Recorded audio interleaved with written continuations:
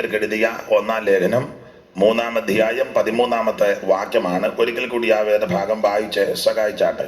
ഇങ്ങനെ നമ്മുടെ കർത്താവായ യേശു തന്റെ സകല വിശുദ്ധന്മാരുമായി വരുന്ന പ്രത്യക്ഷതയിൽ നമ്മുടെ ദൈവവും പിതാവുമായവന്റെ മുമ്പാകെ വിശുദ്ധീകരണത്തിൽ അനന്യരായി വെളിപ്പെടും വണ്ണം നിങ്ങളുടെ ഹൃദയങ്ങളെ സ്ഥിരപ്പെടുത്തുകയും ചെയ്യുമാറാകട്ടെ. തെസ്സലോനിക്കർക്ക് എഴുതിയ 1-ാം ലേഖനം 3-ാം അധ്യായം 13-ാം വാക്യമാണ് പകലത്തെ ചിന്തയ്ക്ക് ആധാരമായിട്ട് വായിച്ചു. പുതിയ നിയമത്തിൽ 21 ലേഖനങ്ങളാണ്.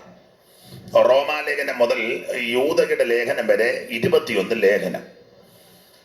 ഉപദേശപരമായിട്ട് ലേഖനങ്ങളെ പഠിക്കുമ്പോൾ അല്ലെങ്കിൽ പഠിപ്പിക്കുമ്പോൾ റോമാലേഖനം വിശ്വാസത്താലുള്ള നീതീകരണം, കൊരിന്ത്യലേഖനം നീതീകരിക്കപ്പെട്ട വിശുദ്ധന്മാരുടെ വിശുദ്ധീകരണം, ഗലാത്യലേഖനം വിശുദ്ധീകരിക്കപ്പെട്ട വിശുദ്ധന്മാരുടെ സ്വാതന്ത്ര്യം, എഫീസ്യ ലേഖനം സ്വാതന്ത്ര്യം പ്രാപിച്ച വിശുദ്ധന്മാരുടെ സ്ഥാനമാനങ്ങൾ, ഫിലിപ്പിയ ലേഖനം സ്ഥാനമാനം പ്രാപിച്ച വിശുദ്ധന്മാരുടെ സന്തോഷം, കൊലോസ്യ ലേഖനം സന്തോഷം പ്രാപിച്ച വിശുദ്ധന്മാരുടെ അവകാശങ്ങൾ, തെസ്സലോനിക്ക ലേഖനം അവകാശം പ്രാപിച്ച വിശുദ്ധന്മാരുടെ പ്രത്യാശ, തിമത്തിയോസിന്റെ 2 ലേഖനങ്ങളും തീത്തോസിന്റെ ലേഖനവും പ്രത്യാശ പ്രാപിച്ച ദൈവ കുഞ്ഞുങ്ങളുടെ നടപടിക്രമങ്ങൾ, ഫിലോമോന്റെ ലേഖനം നടപടി പ്രാപിച്ച ദൈവമക്കളുടെ കടപ്പാടുകൾ, എബ്രായ ലേഖനം കടപ്പാട് പ്രാപിച്ച ദൈവമക്കൾക്ക് വേണ്ടി ദൈവം കരുതി വെക്കുന്ന വിഷയങ്ങൾ, യാക്കോബിന്റെ ലേഖനം കരുതൽ പ്രാപിച്ച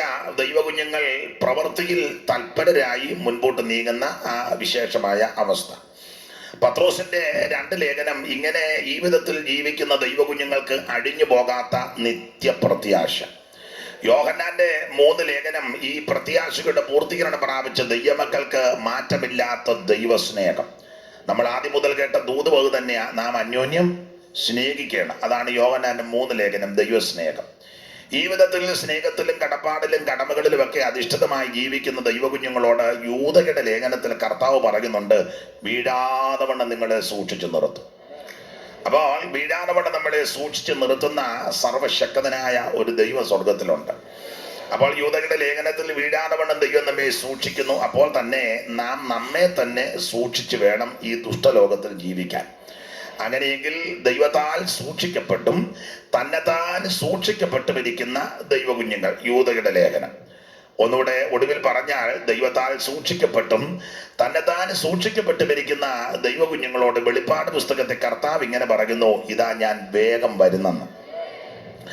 കർത്താവ് വേഗം വരുന്നുവെന്ന് പറയുമ്പോൾ സഭ ഒന്നടങ്കം പറയണം, ആമേൻ, കർത്താവായ യേശുവേ വരേണമേ. ഇതാണ് നമ്മുടെ പ്രത്യാശ.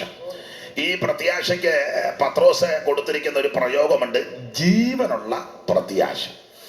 ഈ പ്രത്യാശ ഇതര മതസ്ഥർക്ക് ഇല്ല. ഈ പ്രത്യാശ ഇനി ഇതര മതസ്ഥരെന്നുള്ള വിഷയമല്ല, ക്രൈസ്തവ ലോകത്തിലും എല്ലാവർക്കും ഒന്നും ഈ പ്രത്യാശ ഇല്ല. ഏത് പ്രത്യാശ? യേശു വരുമെന്നും ഇവിടുന്ന് പോകണം, അതങ്ങനെ പഠിപ്പിക്കുന്നുമില്ല. പോകണമെന്ന് അങ്ങനെ വലിയ തൃപ്തി എല്ലാവർക്കും ഒന്നും ഇല്ല. ആ നോട്ടോ ഇരിപ്പം കാണുമ്പോൾ അറിയാം. അപ്പോൾ ഇത് ഇതര മതസ്ഥർക്കില്ല. ക്രൈസ്തവ ലോകത്തിലും എല്ലാവർക്കും ഈ പ്രത്യാശ ഇല്ല. യേശു വരുമെന്നും പോകുമെന്നും പിണങ്ങരുത്. പെന്തിക്കോസിനും എല്ലാവർക്കും ഒന്നും ഈ പ്രത്യാശ ഇല്ല. യേശു വരുമെന്ന് ഇവിടുന്ന് പോകുമെന്നൊന്നും പ്രത്യാശ എല്ലാവർക്കും ഇല്ല. ഞാൻ എന്നെയും കൂടെ പ്രതിക്കൂട്ടി കയറ്റുക, പാസ്റ്റർമാരിലും എല്ലാവർക്കും ഒന്നുമില്ല ഈ പ്രത്യാശ. അപ്പോൾ ഒരു ചെറിയ ശേഷിപ്പ് മാത്രമേ ഉള്ളൂ യേശുവിന്റെ വരവിൽ പോകാനായിട്ട് ഒരുക്കപ്പെടുന്നവർ. ദൈവത്തിന് മഹത്വം. എന്നാൽ ഒരു കാര്യം ഇന്ന് പകൽ ഉറപ്പിച്ചും തറപ്പിച്ചും പറയാ, നാം പ്രതീക്ഷിക്കുന്ന, നമ്മെ രക്ഷിച്ച് നമ്മെ വീണ്ടെടുത്ത് നമ്മുടെ പാപത്തെ മോചിച്ച് രോഗത്തെ സൗഖ്യമാക്കി സമാധാനം നൽകിയ നമ്മുടെ അരുമനാഥൻ വരാൻ പോവുക. വചനം പഠിപ്പിക്കുന്നത്, ഇനി എത്രയും അല്പകാലം കഴിഞ്ഞിട്ട് വരുവാനുള്ളവൻ വരും. ഏകവചനത്തിലാണ് കൊടുത്തേക്കുന്ന വരുവാനുള്ളവൻ. അപ്പൊ ഏകവചനമാണ്. ഒരുവനേ വരാനുള്ളൂ, അത് നമ്മുടെ മിശിഹാതമ്പുരാനാണ്. ചിലർ താമസമെന്ന് വിചാരിക്കുന്നത് പോലെ കർത്താവ് തന്റെ വാഗ്ദത്തം നിവർത്തിപ്പാൻ താമസിക്കുന്നില്ല. എല്ലാവരും മാനസാന്തരപ്പെടണമെന്ന് വെച്ചവൻ ദീർഘക്ഷമ കാണിക്കുക. ആമേൻ, സ്തോത്രം. നാം പ്രതീക്ഷിക്കുന്ന നമ്മുടെ കർത്താവ് വരാറായി. Price the Lord.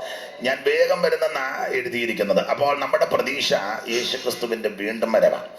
ഈ പ്രതീക്ഷയും പ്രത്യാശയൊക്കെ ഉള്ളത് കൊണ്ടായി കഷ്ടങ്ങളും രോഗങ്ങളും പ്രയാസങ്ങളും പ്രതികൂലങ്ങളും ആപത്തുകളും അനർത്ഥങ്ങളും ആക്ഷേപങ്ങളും നിന്ദകളും ഒറ്റപ്പെടലുകളും തിക്താനുഭവങ്ങളും സാമ്പത്തിക ബുദ്ധിമുട്ടും മാനഹാനി ആക്ഷേപങ്ങളൊക്കെ വന്നിട്ടും നല്ല പയറുപോലെ നമ്മൾ നിൽക്കുന്നതിൻ്റെ മർമ്മം യേശുവിൻ്റെ വരവുള്ളത് കൊണ്ടാണ്. നമുക്കൊരു കാര്യം പറയാം, കർത്താവ് വരും, നമ്മുടെ മുഴുവൻ കെടുതികളും തീരും. സ്തോത്രം. ഈ പഴയ പാട്ടുകളാണ് ഞാൻ കൂടുതൽ പാടാറുള്ളത്. പുതിയ പാട്ട് എല്ലാം മോശമാണെന്ന് പറയുന്നില്ല, ചിലതുണ്ട്, എങ്കിലും ഒരു 90% അത്ര സുഖമല്ല. അതുകൊണ്ട് ഞാൻ പഴയ പാട്ട് പാടുന്നതിനോട് ഇഷ്ടം. പുതിയ പാട്ട് എല്ലാം മോശമാണെന്നും പറയത്തില്ല, ചിലതൊക്കെ നല്ല വരികളുണ്ട്, അത് കേൾക്കുമ്പോഴും പാടുമ്പോഴും ഒരു സുഖമുണ്ട്. എങ്കിലും മിക്കതും അത്ര സുഖമായിട്ട് എനിക്ക് തോന്നുന്നില്ല. കാരണം അതിനകത്ത് പലതിനകത്ത് ഒന്നുമില്ല. പിന്നെ പിള്ളേരുടെ ഭാഷ പറഞ്ഞാൽ ഓളം ഉണ്ടാക്കാൻ കൊള്ളാം. അപ്പം അതുകൊണ്ട് ഈ പഴയ പാട്ടുകളൊക്കെയാണ് പാടുന്നത്. 2 ശീലൊക്കെ പാടുമ്പം അവിടെ ഇവിടെയൊക്കെ പഴയ ആൾക്കാരൊക്കെ ഇരിക്കുന്നതായിട്ട് കാണുന്നു. അപ്പം അതുകൊണ്ട് പഴയ വിശ്വാസികൾ ചവിണ്ടതൊക്കെ ഇരിക്കുന്നത് ഞാൻ കാണുന്നുണ്ട്. അപ്പം അതുകൊണ്ട് 2 ശീലൊക്കെ പാടുമ്പം ചേർന്ന് പാടി നമുക്ക് ദൈവത്തിൽ നിന്ന് മഹത്വപ്പെടുത്തണം. അപ്പം നമ്മുടെ ഈ പങ്കപ്പാടും ദുരിതങ്ങളും കഷ്ടങ്ങളും ഈ പ്രയാസങ്ങളെല്ലാം മാറുന്നത് യേശുവിൻ്റെ പ്രത്യക്ഷതയില്ല. സ്തോത്രം. പണ്ടിങ്ങനെ പാടുകയല്ലേ, പങ്കപ്പാട് ഓരോന്നും ശങ്ക കൂടാതെറ്റൻ പങ്ക മാകേറ്റിയ പൊന്നേശുവേ പങ്ക പാടോരോന്നും ശങ്ക കൂടാതെറ്റൻ പങ്ക മാകേറ്റിയ വന്നു കാൺമാൻ ആശയേറിയിടുന്നേ അങ്ങോ ചെന്നോ കാൺമാൻ കോതിയേറിടുന്നേ വന്നോ കാൺമാൻ ആശയേറിയിടുന്നേ അങ്ങോ ചെന്നോ കാൺമാൻ കോതി. അപ്പോൾ നമ്മുടെ കർത്താവിൻ്റെ പ്രത്യക്ഷതയിലാണ് സകല പ്രശ്നങ്ങളും നമ്മോട് ബന്ധപ്പെട്ട് പരിഹരിക്കുന്നത്. അപ്പോൾ ഇന്ന് പകൽ തെസ്സലോനിക്ക ലേഖനം 3-ാം അധ്യായത്തിന്റെ 13-ാം വാക്യമാണ് വായിച്ചത്. പൗലോസ് തെസ്സലോനിക്കർക്ക് 2 ലേഖനം എഴുതി, 1-2 ലേഖനം. ഈ 2 ലേഖനത്തിൽ 2 വിഷയമാണ് പൗലോസ് കൊണ്ട് സ്ഥാപിച്ചിരിക്കുന്നത്. 2 ലേഖനത്തിൽ 2 വിഷയം. 1-ാം ലേഖനത്തിലെ വിഷയം യേശു ക്രിസ്തുവിന്റെ പ്രത്യക്ഷത. 2-ാം ലേഖനത്തിലെ വിഷയം എതിർ ക്രിസ്തുവിന്റെ പ്രത്യക്ഷത. 2 ക്രിസ്തുവ, യേശു ക്രിസ്തുവും എതിർ ക്രിസ്തുവും. ചില ആൾക്കാർ അന്തിക്രിസ്തു എന്നൊക്കെ പറയും, അത് ബോധമില്ലാഞ്ഞിട്ട് പറയുന്നതാണ്. സങ്കീർത്തനത്തിൻ്റെ ഒരു വാക്യമുണ്ട്, അവർക്ക് ഒരു ബോധവും ഇല്ലെന്ന്. അവർക്ക് ഒരു ബോധവും ഇല്ല. അപ്പൊ അന്തിക്രിസ്തു എന്നൊരു പ്രയോഗമില്ല, ശരിയായ പ്രയോഗം എതിർ ക്രിസ്തു. അപ്പോൾ 2 ലേഖനത്തിലെ 2 വിഷയം. 1-ാം ലേഖനം യേശു ക്രിസ്തുവിന്റെ പ്രത്യക്ഷത, 2-ാം ലേഖനം എതിർ ക്രിസ്തുവിന്റെ പ്രത്യക്ഷത. ഇങ്ങനെ ചില പ്രയോഗം ബൈബിളിലുണ്ട്, യേശു ക്രിസ്തുവും എതിർ ക്രിസ്തുവും എന്ന് പറഞ്ഞതുപോലെയാണ് 1-ാമത്തെ ആദാമും 2-ാമത്തെ ആദാമും. 1-ാമത്തെ ആദാമും ഒടുക്കത്തെ ആദാം. ഇന്നാളൊരു തള്ള പറഞ്ഞു ഒടുക്കത്തെ ആദാമാന്ന് പറയാം. ഞാൻ പറഞ്ഞു തള്ള അങ്ങനെ പറയരുത്, ഒടുക്കത്തെ ആദാം. സ്വരത്തിൽ അർത്ഥമുണ്ട്.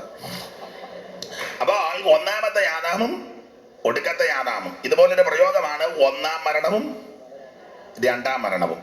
അപ്പോൾ യേശു ക്രിസ്തുവും എതിർ ക്രിസ്തുവും, ആന്റി ക്രൈസ്റ്റ്. അപ്പോൾ 1-ാം ലേഖനത്തിലെ വിഷയം യേശു ക്രിസ്തുവിന്റെ പ്രത്യക്ഷത, 2-ാം ലേഖനത്തിലെ വിഷയം എതിർ ക്രിസ്തുവിന്റെ പ്രത്യക്ഷത. 2-ാം ലേഖനം എതിർ ക്രിസ്തുവിന്റെ പ്രത്യക്ഷതയാണെന്ന് തെളിവിന് ഒരു വാക്യം. 2-ാം ലേഖനം 2-ാം അധ്യായം 9-ാം വാക്യം. തന്റെ പ്രത്യക്ഷതയുടെ പ്രഭാവത്താൽ, അല്ലല്ല 9-ാം വാക്യം. അധർമ്മമൂർത്തിയുടെ പ്രത്യക്ഷത. വെട്ടമുണ്ടോ അവിടെ? കാണാം. അപ്പൊ ശ്രദ്ധിക്കുക, 2-ാം ലേഖനത്തിലെ വിഷയം എതിർ ക്രിസ്തുവിന്റെ പ്രത്യക്ഷത. അതിന് തെളിവിന് വാക്യമാണ് 2-ാം ലേഖനം 2-ാം അധ്യായം 9-ാം വാക്യം. അധർമ്മമൂർത്തിയുടെ പ്രത്യക്ഷത. അധർമ്മത്തിന്റെ മർമ്മം, അധർമ്മത്തിന്റെ വ്യാപാരം, അധർമ്മമൂർത്തി, നാശയോഗ്യൻ, ഇങ്ങനെയുള്ള പദങ്ങളാണ് എതിർ ക്രിസ്തുവിന് ആ ലേഖനത്തിൽ കൊടുത്തിരിക്കുന്നത്. അപ്പോൾ 2-ാം ലേഖനത്തിലെ വിഷയം എതിർ ക്രിസ്തുവിന്റെ പ്രത്യക്ഷത. അതാണ് 2-ാം ലേഖനം 2:9. അധർമ്മമൂർത്തിയുടെ പ്രത്യക്ഷത. അതെ, ഒന്നാം ലേഖനത്തിലെ വിഷയം യേശു ക്രിസ്തുവിന്റെ പ്രത്യക്ഷത. ഒന്നാം ലേഖനത്തിൽ 5 അധ്യായമുണ്ട്. 5 അധ്യായത്തിലും പൗലൂസ് അരക്കിട്ടുറപ്പിച്ചു യേശു പ്രത്യക്ഷപ്പെടുമെന്ന്. എന്ന് പറഞ്ഞാൽ ആ വിഷയത്തിൽ സംശയം ഉണ്ടാകരുത്, യാതൊരു അപാകതകളും ഉണ്ടാകരുത്. യേശു ക്രിസ്തു പ്രത്യക്ഷപ്പെടുമെന്നുള്ളത് ഉറപ്പിച്ച് തറപ്പിച്ച് അവിടെ എഴുതിയിരിക്കുകയാണ്. അപ്പോൾ ഒന്നാം ലേഖനത്തിൽ 5 അധ്യായമുണ്ട്. 5 അധ്യായത്തിൽ പൗലോസ് അരക്കിട്ടുറപ്പിച്ചു യേശു പ്രത്യക്ഷപ്പെടും. വായിക്കാം. ഒന്നാം ലേഖനം 1:9, 10, 2:19, 3:13, 4:13 മുതൽ 18 വരെ, 5:23 ക്രമത്തിൽ ഉറക്കെ വായിക്കാം. ഞങ്ങൾക്ക് നിങ്ങളുടെ അടുക്കൽ എങ്ങനെയുള്ള പ്രവേശനം സാധിച്ചു എന്ന് ജീവനുള്ള സത്യദൈവത്തെ സേവിപ്പാനും അവൻ മരിച്ചവെന്ന് ഉയർപ്പിച്ച തന്റെ പുത്രനും വരുവാനുള്ള കോപത്തിൽ നിന്ന് നമ്മെ വിടുവിക്കുന്നതിനുമായ യേശു സ്വർഗത്തിൽ നിന്ന് വരുന്നത് കാത്തിരിപ്പാൻ നമ്മൾ കാത്തിരിക്കുക. അപ്പോൾ വരുവാനുള്ള കോപത്തിൽ നിന്ന് നമ്മെ വിടുവിക്കുവാൻ നമ്മുടെ ക്രിസ്തു യേശു സ്വർഗത്തിൽ നിന്ന് വരാൻ പോവുക. ഇനി 2:19 നമ്മുടെ കർത്താവായ യേശുവിന് മുമ്പാകെ നമ്മുടെ കർത്താവായ യേശു ക്രിസ്തുവിന്റെ മുമ്പാകെ അവന്റെ പ്രത്യക്ഷതയിൽ അവിടെ യേശു പ്രത്യക്ഷപ്പെടുമെന്ന് തെളിയിച്ചു. 3:13 കുറുവാക്യം നമ്മൾ വായിച്ചല്ലോ. 3:13 ഇങ്ങനെ നമ്മുടെ കർത്താവാകുന്ന യേശു തന്റെ സകല വിശുദ്ധന്മാരുമായി വരുന്ന പ്രത്യക്ഷത അവിടെ ക്രിസ്തു പ്രത്യക്ഷപ്പെടുമെന്ന് തെളിയിച്ചു. 4:13 മുതൽ സഹോദരന്മാരെ, നിങ്ങൾ പ്രത്യാശയില്ലാത്ത മറ്റുള്ളവരെ പോലെ സഹോദരന്മാരെ, നിങ്ങൾ പ്രത്യാശയില്ലാത്ത മറ്റുള്ളവരെ പോലെ ദുഃഖിക്കാതിരിക്കേണ്ടതിനെ നിദ്ര കൊണ്ടവരെ കുറിച്ച് അറിവില്ലാതിരിക്കരുതെന്ന് ഞങ്ങൾ ആഗ്രഹിക്കുന്നു. യേശു മരിക്കുകയും ജീവിച്ചെഴുന്നേൽക്കുകയും നാം വിശ്വസിക്കുന്നു. അങ്ങനെ തന്നെ ദൈവം നിദ്ര കൊണ്ടവരെ യേശു മുഖാന്തരം അവനോട് കൂടെ വരുത്തും കർത്താവിന്റെ പ്രത്യക്ഷത വരെ അവിടെ ക്രിസ്തു പ്രത്യക്ഷപ്പെടുമെന്ന് തെളിയിച്ചു. 16-ാം വാക്യം മനപ്പാഠമാ. കർത്താവ് താൻ ഗംഭീര നാദത്തോടെ. അതാരും പറയണ്ട, എല്ലാവർക്കും അറിയാവുന്നതാ. അപ്പോൾ 4-ാം അധ്യായത്തിന്റെ 13 മുതൽ 18 വരെയുള്ള വേദാംശങ്ങളിലും അടങ്ങിയിരിക്കുന്നത് ക്രിസ്തുയേശു പ്രത്യക്ഷപ്പെടാൻ പോകുകയാണ്. ഇനി 5-ാം അധ്യായത്തിന്റെ 23-ാം വാക്യം ആയിര്. സമാധാനത്തിന്റെ ദൈവം തന്നെ നിങ്ങളെ മുഴുവനും ശുദ്ധീകരിക്കുമാറാകട്ടെ. നിങ്ങളുടെ ആത്മാവും പ്രാണനും ദേഹവും അശേഷം. 3 പദം: ആത്മാവ്, പ്രാണൻ, ദേഹം. നിങ്ങളുടെ ആത്മാവും പ്രാണനും ദേഹവും അശേഷം നമ്മുടെ കർത്താവായ യേശു ക്രിസ്തുവിന്റെ പ്രത്യക്ഷതയിൽ ശ്രദ്ധിച്ചേ, അവിടെയും ക്രിസ്തു പ്രത്യക്ഷപ്പെടുമെന്ന് തെളിയിച്ചു. അപ്പോൾ 1-ാം ലേഖനത്തിലെ വിഷയം യേശു ക്രിസ്തുവിന്റെ പ്രത്യക്ഷത. 1-ാം ലേഖനത്തിൽ 5 അധ്യായമുണ്ട്. 5 അധ്യായത്തിലും അരക്കിട്ടുറപ്പിച്ചു യേശു പ്രത്യക്ഷപ്പെടാൻ പോവുകയാണ്. 1-ാം അധ്യായത്തിന് 9, 10, 2:19, 3:13, 4:13 മുതൽ 18 വരെ, 5:23 എന്ന് പറഞ്ഞാൽ ഈ വിഷയത്തിൽ ആരും ഒരു തർക്കം ഉന്നയിക്കരുത്. യേശു വരും നിശ്ചയം. അപ്പൊ ഇനി എത്രയും അല്പകാലം കഴിഞ്ഞിട്ട് വരുവാനുള്ളവൻ വരും. ഓരോ അധ്യായത്തിലും പൗലോസ് തെളിയിച്ചു യേശു ക്രിസ്തു പ്രത്യക്ഷപ്പെടാൻ പോകുക. സൂചനകൾ തന്ന് മുൻപോട്ട് പോകാം. 1-ാം അധ്യായത്തിന്റെ 9, 10 വാക്യം. ഞങ്ങൾക്ക് നിങ്ങളുടെ അടുക്കൽ ഇങ്ങനെയുള്ള പ്രവേശനം സാധിച്ചു എന്നും എങ്ങനെയുള്ള ജീവനുള്ള സത്യദൈവത്തെ ഞങ്ങൾക്ക് നിങ്ങളുടെ അടുക്കൽ എങ്ങനെയുള്ള പ്രവേശനം സാധിച്ചു എന്നും ജീവനുള്ള സത്യദൈവത്തെ സേവിപ്പാൻ. അപ്പൊ കണ്ടോ, ഞങ്ങൾക്ക് നിങ്ങളുടെ അടുക്കൽ എങ്ങനെയുള്ള പ്രവേശനം സാധിച്ചു എന്നും പൗലോസ് ചോദ്യം ചോദിച്ച് അവരോട് പറയുക. അല്ലയോ തെസ്സലോനിക്കരെ, ഞങ്ങൾ നിങ്ങളുടെ അടുക്കൽ എങ്ങനെയാ വന്നെന്ന്. അത് വേദപുസ്തകം പഠിക്കുന്നവർക്കറിയാം. പൗലോസിന്റെ 2ാമത്തെ മിഷനറി യാത്രയിലാണ് ഈ തെസ്സലോനിക്കയിൽ വരുന്നത്. അതിന്റെയൊക്കെ ചരിത്രം പഠിക്കുമ്പോൾ അറിയാം, ആസിയിൽ വചനം പ്രസംഗിക്കരുതെന്ന് പരിശുദ്ധാത്മാവ് വിലക്കി. ഈ പണ്ടൊക്കെ പരിശുദ്ധാത്മാവ് വിലക്കുന്നതും നിയന്ത്രിക്കുന്നതൊക്കെ ഇപ്പൊ കമ്മിറ്റി കൗൺസിലും കൂടാ. കൗൺസിൽ കയറി വിലക്കുന്നു, കൗൺസിൽ കയറി ഉഴപ്പുന്നു, സെക്രട്ടറി കയറി ഉടക്കുന്നു, ട്രസ്റ്റ് കയറി പ്രശ്നം ഉണ്ടാക്കുന്നു. ഇവന്മാരൊന്നും ഗുണം വന്നവന്മാരല്ല. ഈ അഭിഷേകം എന്ന് പറയുന്നത് ഒരെണ്ണത്തിനില്ല. നമ്മളേക്ക് അഭിഷേകം പറയാ ശക്തിപ്പെട്ടു, അത് നമ്പറിട്ട് അടിച്ചാൽ മതി. നമ്പറിട്ട് അടിക്കും ഞെട്ടും. അത് അഭിഷേകമൊന്നുമല്ല, ഞെട്ടി. ഈ പരിശുദ്ധാത്മാവായിരിക്കണം നിയന്ത്രിക്കണ്ടേ. പരിശുദ്ധാത്മാവ് നടത്തണം. ദൈവത്തിന്റെ പരിശുദ്ധാത്മാവിനെ നടത്തിപ്പിന് ഏൽപ്പിച്ചു കൊടുത്താൽ അത്ഭുതങ്ങൾ നടക്കും. ദൈവത്തിന്റെ പരിശുദ്ധാത്മാവിനെ നിയോഗത്തിനെ ഏൽപ്പിച്ചു കൊടുത്താൽ വിടുതലുകൾ ഉണ്ടാകും. നാമല്ല വിടുതൽ കൊടുക്കുന്ന ദൈവത്തിന്റെ പരിശുദ്ധാത്മാവാ. ആമേൻ, പ്രൈസ് ദി ലോർഡ്. ഇന്ന് പകൽ ആരൊക്കെ ദൈവത്തിന്റെ പരിശുദ്ധാത്മാവിനെ ഗിതപ്പെടുകയും ഏൽപ്പിച്ചു കൊടുക്കുകയും ചെയ്യും, അവരെയെല്ലാം ദൈവം കാര്യത്തിലെടുത്ത് ഉപയോഗിക്കും. പരിശുദ്ധാത്മാവ് വേണം നിയന്ത്രിക്കാൻ, നടത്താൻ, ആമേൻ, നിയോഗിക്കാൻ. നമുക്കറിയാമല്ലോ, ഒരു താഴ്വര മുഴുവൻ അസ്ഥി കൂമ്പാരങ്ങൾ പ്രവാചകനെ വിളിച്ച താഴ്വരയിലോട്ട് ഇറക്കിയെ ചോദിച്ചു, പ്രവാചക, ഈ അസ്ഥികൾ ജീവിക്കുമോ? ഉടനെ അദ്ദേഹം പറഞ്ഞു, അയ്യോ എനിക്കറിയത്തില്ല കർത്താവേ, നിനക്കറിയാം. ഉടനെ ദൈവത്തിന്റെ പരിശുദ്ധാത്മാവ് യഹോവയായ ദൈവം തമ്പുരാൻ പറഞ്ഞു, അങ്ങനെയെങ്കിലും ഒരു കാര്യം ചെയ്യും, കാറ്റിനോട് പ്രവചിക്കാൻ പറഞ്ഞു. ഉടനെ പ്രവാചകൻ കാറ്റിനോട് പ്രവചിച്ചു, കാറ്റ് ഈ നിഗമന്മാരുടെ മേൽ ഊതുക. പെട്ടെന്ന് ദൈവത്തിന്റെ പരിശുദ്ധാത്മാവിന്റെ കാറ്റ്, പല കാറ്റുണ്ട് വേദപുസ്തകത്തിൽ, കൊടുങ്കാറ്റ്, പെരുങ്കാറ്റ്, ഈശാനമൂലം, വടതിക്കാറ്റ്, തെന്നിക്കാറ്റ്, തെക്കൻ കാറ്റ്, മന്ദമാരുത്, അതുപോലെ ഈശാനം പല കാറ്റുകളുണ്ട്. ഇത് പരിശുദ്ധാത്മാവിന്റെ കാറ്റാ. പരിശുദ്ധാത്മാവിന്റെ കാറ്റിനോട് പ്രവചിച്ചു, കാറ്റ് ഈ നിഗതന്മാരുടെ മേൽ ഊതുക. താൻ പ്രവചിച്ചു കൊണ്ടിരുന്നപ്പോൾ കാറ്റ് വന്ന് താഴ്വരയിൽ ചുറ്റിക്കടിച്ച് അസ്ഥിയോട് യോജിച്ചു. ഞരമ്പ് വന്നു, തൊക്ക് വന്നു. അവൻ ഒരു വലിയ സൈന്യമായിട്ട് എഴുന്നേറ്റുന്നു. എന്ന് പറഞ്ഞാൽ ഇന്ന് പകൽ ദൈവത്തിന്റെ പരിശുദ്ധാത്മാവിന്റെ നടത്തിപ്പിനും നിയോഗത്തിനും ആലോചനയ്ക്ക് ആരൊക്കെ ഏൽപ്പിച്ചു കൊടുക്കും. അങ്ങനെ ഏൽപ്പിച്ചു കൊടുക്കുമ്പോൾ യോജിക്കാത്തത് യോജിക്കും, ക്രമീകരിക്കാത്തത് ക്രമീകരിക്കും. അസ്ഥി വരും, ഞരമ്പ് വരും, തൊക്ക് വരും, മാറാ രോഗം മാറും, തീരാ വ്യാധികൾ മാറും, സകല കെടുതികൾ മാറും, അത്ഭുതങ്ങൾ നടക്കും, അതിശയങ്ങൾ നടക്കും. ദൈവത്തിന്റെ പരിശുദ്ധാത്മാവിനെ വ്യാപാര ശക്തി കേൾപ്പിക്കുക. അന്യഭാഷകളിൽ സംസാരിച്ച് തുടങ്ങി, അങ്ങനെ എഴുതിയേക്കുന്നത് അങ്ങനല്ലയോ? അന്യഭാഷകൾ സംസാരിച്ച് തുടങ്ങി. മുടങ്ങി എന്നൊരു വാക്യമില്ല. തുടങ്ങിയെന്ന് ഉള്ളു, മുടങ്ങിയെന്നില്ല. അതവിടെ നിൽക്കട്ടെ, ഞാൻ പിന്നെ പരുവത്തിന് തരാം. അപ്പോൾ പരിശുദ്ധാത്മാവിന്റെ നിയോഗത്തിനും നടത്തിപ്പിനും ആരൊക്കെ ഏൽപ്പിച്ചു കൊടുക്കും അവരെ കൊണ്ട് ദൈവം അത്ഭുതം ചെയ്യും. വിഷയത്തിൽ വരാം. ആസിയിൽ വചനം പ്രസംഗിക്കരുതെന്ന് പരിശുദ്ധാത്മാവ് വിലക്കി. അപ്പൊ ഉടനെ അവര് ത്രോവാസിലേക്ക് വന്നു. അപ്പൊ ഈ ത്രോവാസിൽ വന്നപ്പോൾ പൗലൂസ് ഒരു ദർശനം കണ്ടു. മക്കതോന്യക്കാരൻ പുരുഷൻ നിലവിളിക്കുന്നു. നമ്മൾ കാണുന്ന പോലെ, നമ്മൾ കാണുന്ന പാമ്പ് തറ കൂടിയിരിക്കുന്നു, പരന്ത് വട്ടമിട്ട് പറക്കുന്നു. ഇതൊക്കെ നമ്മൾ കാണുന്നത്. വെട്ടുപോത്ത് വെട്ടാൻ വരുന്നു, ആന ചവിട്ടാൻ വരുന്നു. ഇതൊക്കെ കണ്ട് പിന്നെ പരവേശം കയറി ഒരു മന്ത് വെള്ളവും കുടിച്ച് വെപ്രാളം കയറി. പൗലൂസ് കണ്ടതെല്ലാം ദിവ്യ ദർശനങ്ങളാണ്. അതുകൊണ്ട് ആ പ്രവർത്തകന്റെ പുസ്തകത്തിൽ പറഞ്ഞ, അഗ്രിപ്പാവേ, ഞാൻ സ്വർഗീയ ദർശനത്തിന് അനുസരണക്കേടൊന്നും കാണിച്ചു. കണ്ടതെല്ലാം ദിവ്യ ദർശനങ്ങളാണ്. അപ്പോൾ ഇവിടെ മക്കതോന്യക്കാരൻ ഒരു പുരുഷൻ നിലവിളിക്കുന്ന ദർശനം കണ്ടു. ഉടനെ പൗലോസ് മക്കതോന്യയുടെ ഒരു ഭാഗമായ ഫിലിപ്പിയ പട്ടണത്തിലോട്ട് ചെന്നു. 6 പ്രവിശ്യ, അതിലൊരു ഭാഗമായ ഫിലിപ്പിയ പട്ടണം. പൗലോസ് ഫിലിപ്പിയ പട്ടണത്തിൽ ചെന്നു. ആ ഭാഗം നിങ്ങൾ പഠിക്കുമ്പോൾ അറിയാം. ഫിലിപ്പിയ പട്ടണത്തിൽ ചെന്ന് ഈ പ്രസംഗിക്കാൻ പതിവ് പോലെ പ്രസംഗിക്കാൻ പുൾപിറ്റ് നോക്കി. പുൾപിറ്റ് നോക്കിയിട്ട് പുൾപിറ്റ് ഒന്നും കണ്ടില്ല. ഒടുവിൽ പുഴവക്കത്ത് നിന്ന് പ്രസംഗിച്ചു. പൗലോസിന് പുൾപിറ്റ് ഇല്ലെങ്കിലും പ്രസംഗം വരും. ഇന്നത്തെ വലിയ വലിയ പുള്ളിക്കാരിക്ക് വലിയ പുൾപിറ്റ് ഉണ്ടെങ്കിലേ പ്രസംഗം അങ്ങോട്ട് വരുമ്പോൾ. ആളൊത്തിരി വേണം. വിളിക്കുമ്പോൾ ചോദിക്കും, എന്തോ കൂട്ടമുണ്ട്, അതോ ഒരു 500 പേര് കൂടും, പോരാ. അതിന് ചില ആൾക്കാർ പറയും, എനിക്ക് ഒടുവിലത്തെ ഡേറ്റ് മതി. അന്നല്ലേ പുലി ഇറങ്ങുന്നത് പോലെയല്ല ഇറങ്ങുന്നത്. ഞാൻ എന്നെ വിളിക്കാൻ പറയും, എനിക്ക് ഏത് ഡേറ്റ് തന്നാലും തരണമെന്നേ ഉള്ളൂ. സ്തോത്രം. ഏത് ഡേറ്റ് കിട്ടിയാലും ഞാൻ പറയേണ്ടതല്ലേ പറയുള്ളൂ. സ്തോത്രം. എന്നെ ഏൽപ്പിച്ചതല്ലേ എനിക്ക് ചെയ്യാൻ പറ്റുള്ളൂ. എൻ്റെ മേൽ പകർന്നതല്ലേ എനിക്ക് വ്യാപാരം ചെയ്യാൻ പറ്റുള്ളൂ.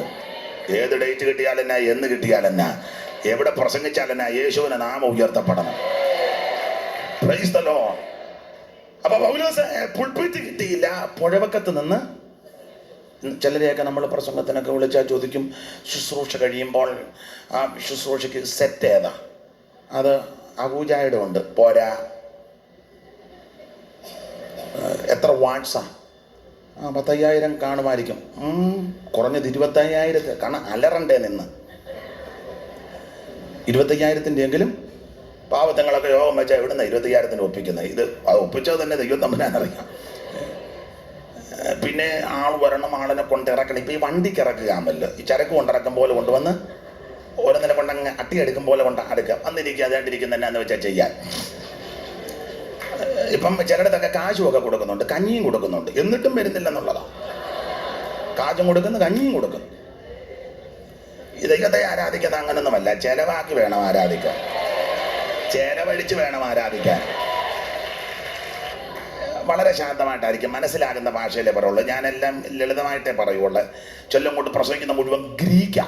തുടങ്ങും മുതൽ തീരുന്നവരെ ഗ്രീക്ക്, ഹീബ്രു. ചിരിക്കുന്നതും കൂടെ ഗ്രീക്കില്ല. മൂലഭാഷ. കൊയ്യാൻ പോകുന്ന പെണ്ണമ്മയോട് കൊയിനോനിയ എന്ന് പറഞ്ഞാൽ പെണ്ണമ്മയ്ക്ക് വലിയ പെണ്ണമ്മയ്ക്ക് കൊയ്ത്തരുവാടെ കാര്യം പറഞ്ഞാൽ അറിയാം. കൊയ്ത്തരുവ മൂർച്ചയുള്ളത് 2 എണ്ണം. കൊയ്യാൻ പോകുന്ന പെണ്ണമ്മയോട് പറയാം കൊയിനോനിയ. പെണ്ണമ്മയോർക്ക് വലിയ സാധനമാണെന്ന് ഓർത്ത് അവൾ ഗ്ലൂ എന്ന് പറഞ്ഞു. ഒന്നും മനസ്സിലായിട്ടല്ല. അതുകൊണ്ട് ലളിതമായിട്ട് നമുക്ക് മനസ്സിലാകുന്ന ഭാഷ. അപ്പൊ ചിലരെ വിളിച്ചു കഴിഞ്ഞാൽ ഭയങ്കര നിർബന്ധ ബുദ്ധിക്കാരാ, നിർബന്ധ ബുദ്ധി. പിന്നെ അവർ ചോദിക്കും, അതെ ശുശ്രൂഷ കഴിഞ്ഞ് ഞാൻ വിശ്രമിക്കുന്ന എവിടാ? അത് പിന്നെ പാസ്റ്ററുടെ വീട്ടിൽ ഞാനങ്ങനെ വീടുകളിലൊന്നും, എന്നാൽ സഭയുടെ ചുമതലക്കാരൻ സെക്രട്ടറി ഉണ്ട്, പുള്ളിയുടെ വീട്ടിലെ സൗകര്യമാണ്. ഞാനങ്ങനെ അല്ല, പുള്ളിയെ വീട്ടിൽ വിശ്രമിപ്പിക്കാനും കൊള്ളുകയില്ല, അങ്ങനെയുണ്ട്. അപ്പോൾ ചോദിക്കും പിന്നെ എവിടെ ഹോട്ടലിൽ റൂം വേണം. ഏത് ഹോട്ടലാ? അതാ ഇവിടെ ആക്കേടിയായുടെ. പോരാ പോരാ പോരാ പിന്തുല്ല നമ്മുടെ കോടിമതി ഉണ്ടോ വിൻസോ കാസ്റ്റ്, അവിടെ കഴിഞ്ഞ പ്രാവശ്യം വന്നിട്ട് അത്ര സുശേഷ വിലയാന്ന് ഓർക്കണേ, വിലയാ. ഒരു കാര്യം ചെയ്യേ, മാസ്കറ്റ് ഹോട്ടലിലോട്ട് ബുക്ക് ചെയ്യുക. ഏതാ? ട്രിവാൻഡ്രം. യോഗം നടക്കുന്നത് കോടിമത, വിശ്രമിക്കുന്നത് നല്ല യോഗമാ, പുള്ളിക്ക് നല്ല യോഗമാ. എന്നുവെച്ചാൽ പിന്നെ ചിലരെ വണ്ടി വിടണം. അത് 5-8 ലക്ഷത്തിൻ്റെ വണ്ടിയൊന്നും പോരാ, 50 ലക്ഷത്തിൻ്റെയും 1 കോടിയുടെ, ചിലർക്ക് കോടിയുടെ വണ്ടി ഇങ്ങനെ അങ്ങ് കിടക്കില്ലയോ. അത് വണ്ടി വാതൊക്കെ കൊണ്ടിടണം, AC ഇങ്ങനെ ഇട്ട് തണുപ്പിച്ചുകൊണ്ടിരിക്കണം. കാരണം പുള്ളിക്ക് ഒട്ടും ചൂട്.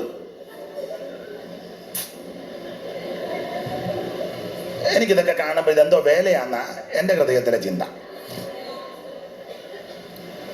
ഏതവസ്ഥയിലും കർത്താവിനെ ശുശ്രൂഷിക്കണം. പൗലോസ് പറഞ്ഞു, താഴ്ചയിലിരിപ്പാനും സമൃദ്ധിയിലിരിപ്പാനും തൃപ്തനായിട്ടിരിപ്പാനും വിശന്നിരിപ്പാനും എല്ലാം ഞാൻ ശീലിച്ചെന്ന. ഏത് സാഹചര്യത്തിലും ദൈവത്തെ മഹത്വപ്പെടുത്തണം. പുൾപിറ്റ് ഉണ്ടേലും പ്രസംഗിക്കണം, പുൾപിറ്റ് ഇല്ലേലും പ്രസംഗിക്കണം. വിളിക്കുന്നവരെന്താ ക്രമീകരിക്കുന്നത് അത് അനുഭവിച്ചോണം. നാടൻ ഭാഷ പറഞ്ഞാൽ നമ്മളായിട്ടൊരു മെനക്കേടൊന്നും ഉണ്ടാക്കരുത്. സ്തോത്രം. അപ്പൊ പൗലോസ് പുൾപിറ്റ് നോക്കി കിട്ടാതെ വന്നപ്പോൾ പുഴവക്കത്ത് നിന്ന് പ്രസംഗിച്ചു.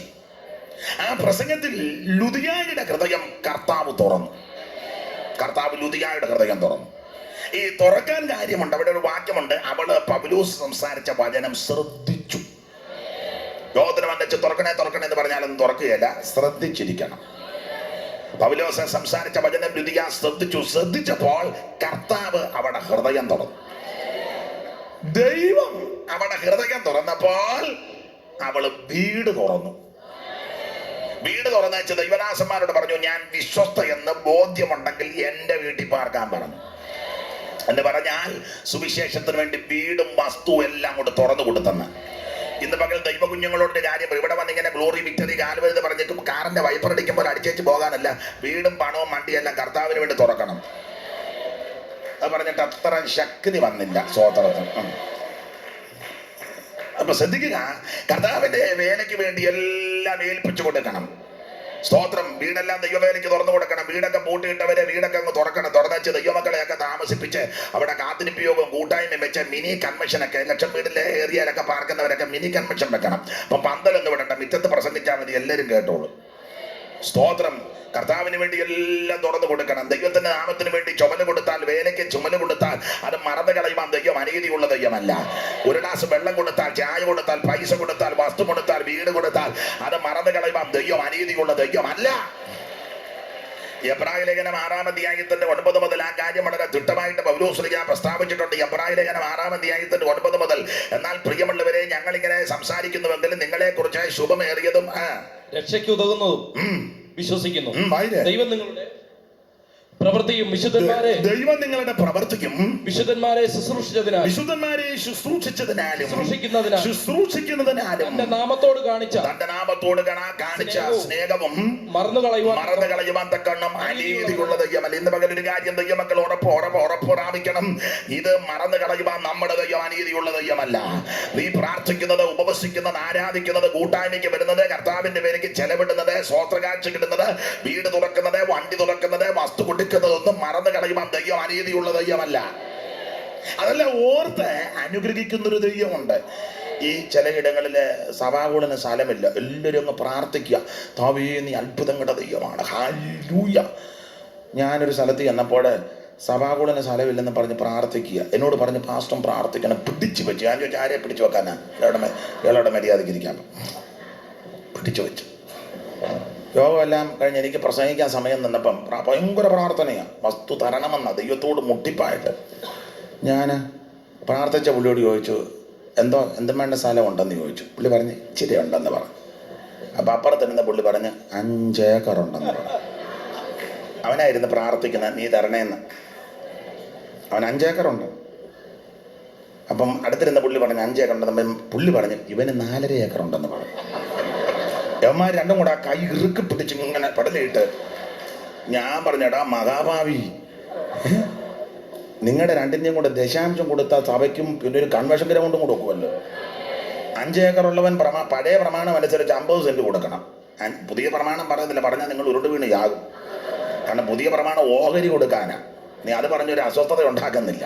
അപ്പൊ പഴയ പ്രമാണം വെച്ചാന്നേ 5 ഏക്കർ ഉള്ളവന് 50 സെന്റ് ദൈവത്തിനാണ്. 4.5 ഏക്കർ ഉള്ളവന് 45 സെന്റ് സ്ഥലം. അപ്പൊ തന്നെ 95 സെന്റ് സ്ഥലമായി. ഹോളും വെക്കാം, പാർസനേജും വെക്കാം, കൺവെൻഷൻ ഗ്രൗണ്ടും വെക്കാം, കാർ പാർക്കിങ്ങിനും. യവന്റെ തൊടിക്കുകയല്ല. എന്നിട്ട് കുഞ്ഞുഞ്ഞിന്റെ തൊട പ്രാർത്ഥിക്കുക വിഷയം വെച്ച്. ഒന്നാമത്തെ കാര്യം നിന്റെ അല്ല, ഈ വിളച്ചിലും പടയനെയും നിർത്തണം. നല്ലതുപോലെ വിളച്ചിലുണ്ട്. സ്തോത്രം. പിന്നെ നമ്മുടെ ഇടയിൽ നമ്മൾ വെച്ചാൽ ഞാനിങ്ങനെ ദൂത് പറയുമ്പം ചിലരുടെ എനിക്കുള്ള ദൂതല്ല, അവനിട്ട. സ്തോത്രം. അവനിട്ടല്ല, നിനക്കിട്ട് തന്നെ ഈ ദൂത.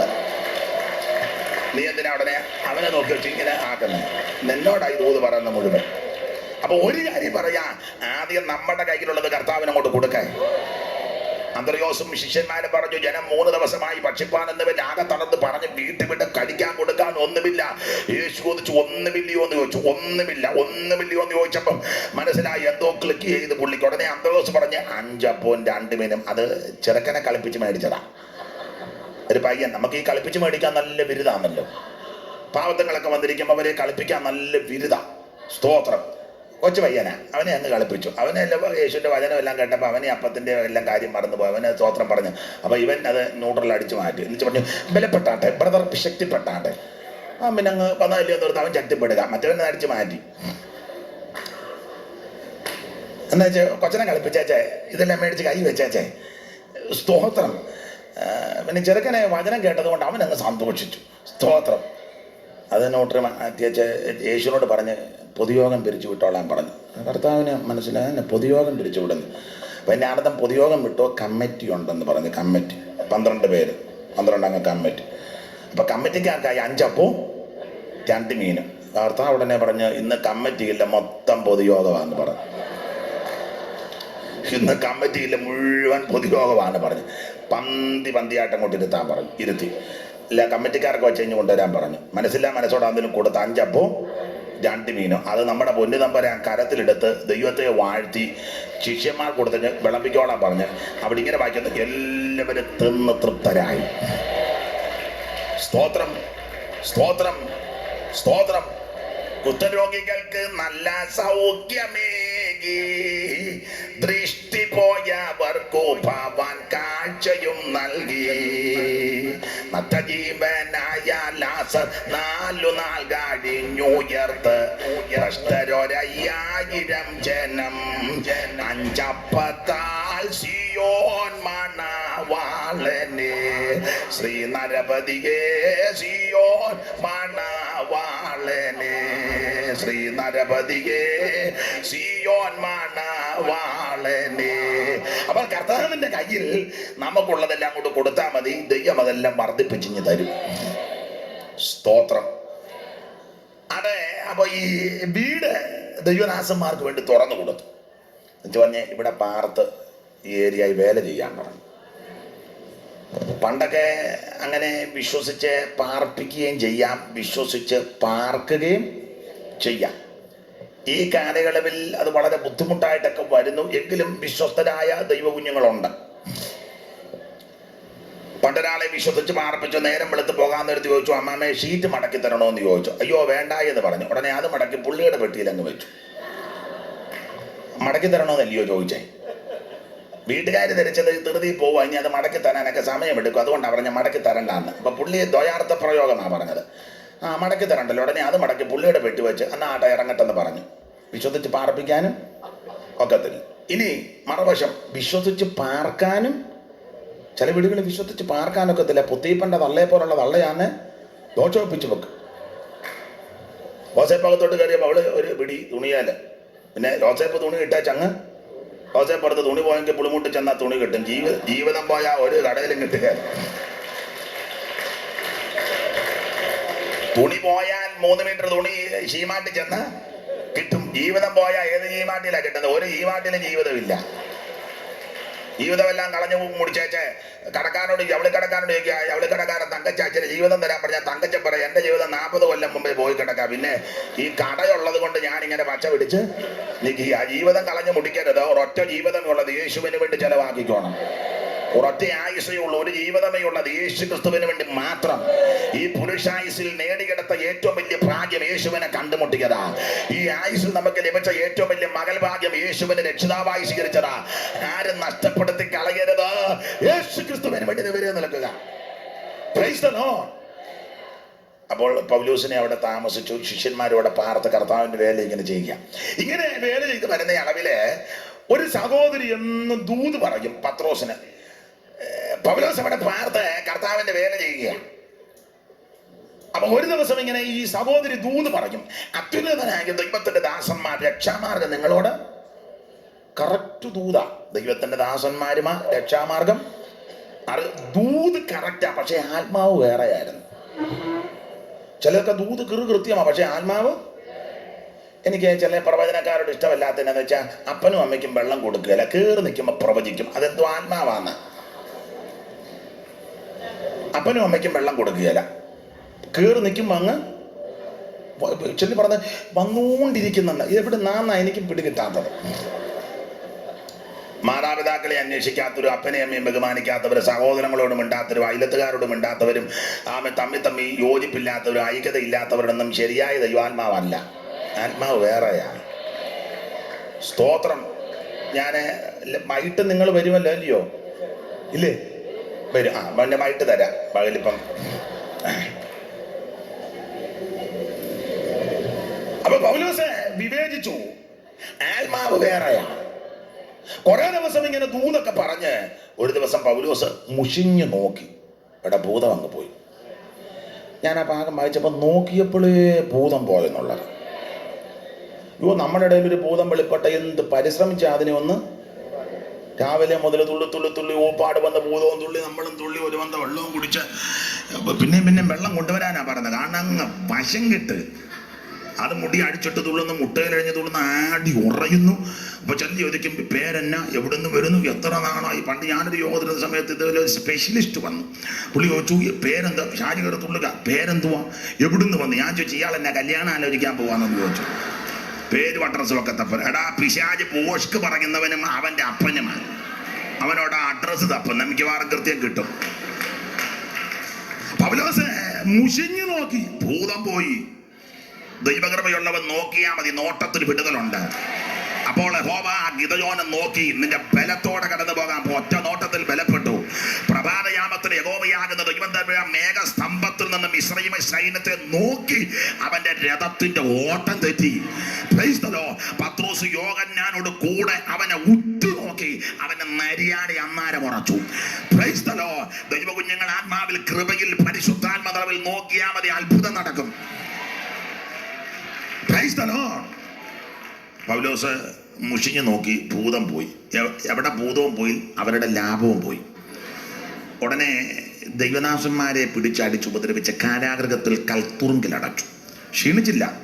കൽത്തുറുങ്കിലും അർദ്ധരാത്രിയിൽ പ്രാർത്ഥിച്ച് പാടി ദൈവത്തെ സ്തുതിച്ചു. ദൈവകുഞ്ഞുങ്ങൾക്ക് പ്രാർത്ഥിക്കാൻ ഇന്ന ഇടം വേണമെന്നോ, ഇന്ന സ്ഥലം വേണമെന്നോ, ഇന്ന സമയം വേണമെന്നോ, ഇന്ന ഇടത്ത് പോകണമെന്നോ, ഇന്ന സ്ഥലത്തോട്ട് തിരിയണമെന്നൊന്നുമില്ല. ചില ആൾക്കാരോട് നമുക്ക് പ്രാർത്ഥിക്കാന്ന് പറയുമ്പോൾ പിടിച്ചു തിരിക്കുമ്പോല നമുക്ക് എവിടെ നിന്നാലും പ്രാർത്ഥന വരും. അതിപ്പം KPS മേനോടൊരുത്തിലാന്തേലും, സഭാകൂടിലാന്തേലും, വീട്ടിലാന്തേലും, മരച്ചോട്ടിലാന്തേലും, നട റോഡിലാന്തേലും, ബസ് സ്റ്റോപ്പിലാന്തേലും ദൈവകുഞ്ഞുങ്ങൾക്ക് എവിടെയും പ്രാർത്ഥിക്കാം. അർദ്ധരാത്രിയിൽ പ്രാർത്ഥിച്ച് പാടി ദൈവത്തെ സ്തുതിച്ചു. അന്ന് രാത്രി വിസ്തരിക്കാൻ നേരമല്ല, കാരാഗൃഹ പ്രമാണി രക്ഷിക്കപ്പെട്ടു. അങ്ങനെ ആ മക്കതോന്യക്കാര പുരുഷൻ രക്ഷയിലേക്ക് വന്നു. പ്രശ്നം വഷളായതുകൊണ്ട് ദൈവദാസന്മാരെ അവിടുന്ന് തെസ്സലോനിക്കയിലേക്ക് പറഞ്ഞയച്ചു. അങ്ങനെ പൗലോസും ശിഷ്യന്മാരും എല്ലാം കൂടെ തെസ്സലോനിക്കയിൽ വന്ന് 3 ശബത്തിൽ അവിടെ പ്രസംഗിച്ചു. പൗലോസ് വായിച്ചേ 17-ാം അധ്യായത്തിന്റെ 21 മുതൽ വായിച്ചേ. 17-ാം അധ്യായത്തിന്റെ 1 മുതൽ. എന്നാൽ അല്ലല്ല, 17-ന്റെ 1 മുതൽ. അവർ അംഫിപൊലീസിലും. എന്തോ പോലീസാ? അംഫിപൊലീസിലും അംഫിപൊലീസിലും അപ്പോനിയിലും കൂടി കടന്ന് തെസ്സലോനിക്കയിലെത്തി. അവിടെ യഹൂദന്മാരുടെ ഒരു പള്ളി ഉണ്ടായിരുന്നു. വലിയ പള്ളിയല്ല, കൊച്ചുപള്ളിയാ. വലിയ പള്ളി പറയാറുണ്ട്, കത്തീഡ്രൽ പള്ളി. അതല്ല, ഇത് കൊച്ചുപള്ളി. പിന്നെ പൗലോസ് പതിവ് പോലെ അവരുടെ അടുക്കൽ ചെന്ന് 3 ശബ്ദത്തിൽ തിരുവെഴുത്തുകളെ ആധാരമാക്കി അവരോട് വാദിച്ചു. അപ്പോൾ സംസാരിക്കേണ്ടതും പ്രസംഗിക്കേണ്ടതും പ്രബോധിപ്പിക്കേണ്ടതും എല്ലാം തിരുവെഴുത്തുകളെ ആധാരമാക്കിയ. നമ്മുടെ അടിസ്ഥാനം ദൈവത്തിന്റെ വചനമാ. നമ്മെ വിധിക്കുന്നത് ദൈവത്തിന്റെ വചനം വെച്ചാ. ഇതിന്റെ ഒരു കോപ്പി സ്വർഗത്തിലിരിപ്പുണ്ട്. ഇത് അഴിഞ്ഞു പോകാത്ത നിത്യപ്രത്യാശയുടെ വചനമാ. ഇതെല്ലാം തിരുവെഴുത്തും ദൈവശ്വാസീയമാ. അതുകൊണ്ട് തിരുവചനത്തിനാണ് പ്രാധാന്യം കൊടുക്കേണ്ടത്. അല്ല, തിരുവെഴുത്തുകളെ ആധാരമാക്കി സംസാരിച്ചു. അടുത്ത വാക്യം, ക്രിസ്തു കഷ്ടം അനുഭവിക്കുകയും മരിച്ചവരിൽ നിന്ന് ഉയർത്തെഴുന്നേൽക്കുകയും ചെയ്യേണ്ടതെന്നും ഞാൻ നിങ്ങളോട് അറിയിക്കുന്ന ഈ യേശു തന്നെ ക്രിസ്തു എന്ന് തെളിയിച്ച് വിവരിച്ചു കൊണ്ടിരുന്നു. അടുത്ത വാക്യം, അവരിൽ ചിലരും ഭക്തിയുള്ള യവനന്മാരിൽ ഒരു വലിയ കൂട്ടവും. അവരിൽ ചിലരെന്ന് പറഞ്ഞാൽ യഹൂദന്മാര് കുറച്ചു പേര്. അതാ അവരെന്ന് ഇവിടെ ഉദ്ദേശിച്ചത്. യഹൂദന്മാര് കുറച്ചു പേര്, ഭക്തിയുള്ള യവനന്മാരൊരു വലിയ കൂട്ടവും. മാന്യ സ്ത്രീകളിൽ അനേകരും വിശ്വസിച്ച് പൗലോസിനോടും ശീലാസിനോടും ചേർന്നു. അങ്ങനെയാണ് തെസ്സലോനിക്കയിൽ സഭ ഉണ്ടായത്. അങ്ങനെയാണ് പൗലോസും ശിഷ്യന്മാരും തെസ്സലോനിക്കയിൽ എത്തിയത്. അതുകൊണ്ടാണ് 1:9 ചോദിച്ചത്, ഞങ്ങൾക്ക് നിങ്ങളുടെ അടുക്കൽ എങ്ങനെയുള്ള പ്രവേശനം സാധിച്ചെന്ന്. അതിങ്ങനെ സാധിച്ചത്. പൗലോസ് ഇവിടെ വന്ന് വചനം പ്രസംഗിച്ചു, ശക്തിയോടെ വചനം പറഞ്ഞു. ഈ പൗലോസ് വചനം പ്രസംഗിച്ചത് എങ്ങനെയാ? വേറൊരു ഭാഗത്ത് എഴുതിയിരിക്കുന്നത് 3 നിലയിലായിരുന്നു പ്രസംഗം. വായിച്ചേ, 5-ാം വാക്യം വായിക്കാം. 1 തെസ്സലോനിക്കർ 1:5. എങ്ങനെയായിരുന്നു അവിടുത്തെ പ്രസംഗം? 1 തെസ്സലോനി 1:5. ഞങ്ങളുടെ സുവിശേഷം വചനമായി മാത്രമല്ല ശക്തിയോടും പരിശുദ്ധാത്മാവോടും നിശ്ചയത്തോടും മതി നിർത്തിക്കേ. 3 നിലയിലാണ് സൂക്ഷിച്ചത്. 1 ശക്തി, 2 പരിശുദ്ധാത്മാവ്, 3 ബഹുനിശ്ചയം. ഒരു കർത്താവിന്റെ ദാസൻ, കർത്തൃവേലക്കാരൻ ഈ 3 നിലയിൽ വേണം ശുശ്രൂഷിക്കാൻ. 1 ശക്തി ഉണ്ടായിരിക്കണം, 2 പരിശുദ്ധാത്മ നിറവ്, 3 ബഹുനിശ്ചയം. ചിലർക്ക് ശക്തിയുണ്ട്, നിശ്ചയമില്ല. ചിലർക്ക് നിശ്ചയമുണ്ട്, ശക്തിയില്ല. സ്തോത്രം. ഇത് രണ്ടും ഉണ്ടെങ്കിൽ പരിശുദ്ധാത്മാവും. ചിലർക്ക്, ഈ ബ്രദറുകാർക്ക് നിശ്ചയമുണ്ട്, ശക്തിയില്ല. ബ്രദറുകാർക്ക് ശക്തി ഒന്നുമില്ല, പക്ഷെ നല്ല നിശ്ചയമുണ്ട്. നല്ല നിശ്ചയമാണ്. വചനമൊക്കെ നല്ല കൃത്യമാണ്. എള്ളു കീറി പ്രസംഗിച്ച് കളയും, പക്ഷെ യാതൊരു ശക്തി. അതാ എല്ലാം ഉണങ്ങി കൊട്ടതല്ലിയിരിക്കുന്നത്. സ്തോത്രം. ആ കാര്യം പറയുന്നത് തന്നെ. പിന്നെ നമ്മുടെ ഇടയിൽ ഒരു കുഴപ്പം, ശക്തിയാ, നിശ്ചയമില്ല. നല്ല ശക്തിയാ, ഒരു നിശ്ചയോ തപ്പി ഊപ്പാട് വന്ന വാക്യം കാണുന്നില്ല. അതുപോരാ, ശക്തിയും വേണം, നിശ്ചയവും വേണം, പരിശുദ്ധാത്മ നിറവും വേണം. അപ്പൊ പൗലോസ് ശക്തിയോടും ബഹുനിശ്ചയത്തോടും പരിശുദ്ധാത്മാവോടും കൂടെ 3 ശബ്ദത്തിൽ വചനം പ്രസംഗിച്ചു. പൗലോസ് ഇങ്ങനെ വചനം പ്രസംഗിച്ചപ്പോൾ തെസ്സലോനിക്കർ എങ്ങനെ വചനം കേട്ടത്? 6-ാം വാക്യം. അങ്ങനെ പ്രസംഗിച്ചപ്പോൾ എങ്ങനെ കേട്ടു? 6 കഷ്ടം സഹിക്കേണ്ടി വന്നിട്ടും പരിശുദ്ധാത്മാവിന്റെ സന്തോഷത്തോടെ വചനം കൈക്കൊണ്ടു. ദൈവകുഞ്ഞുങ്ങൾ അങ്ങനെ ആയിരിക്കണം വചനം കൈക്കൊള്ളേണ്ടത്.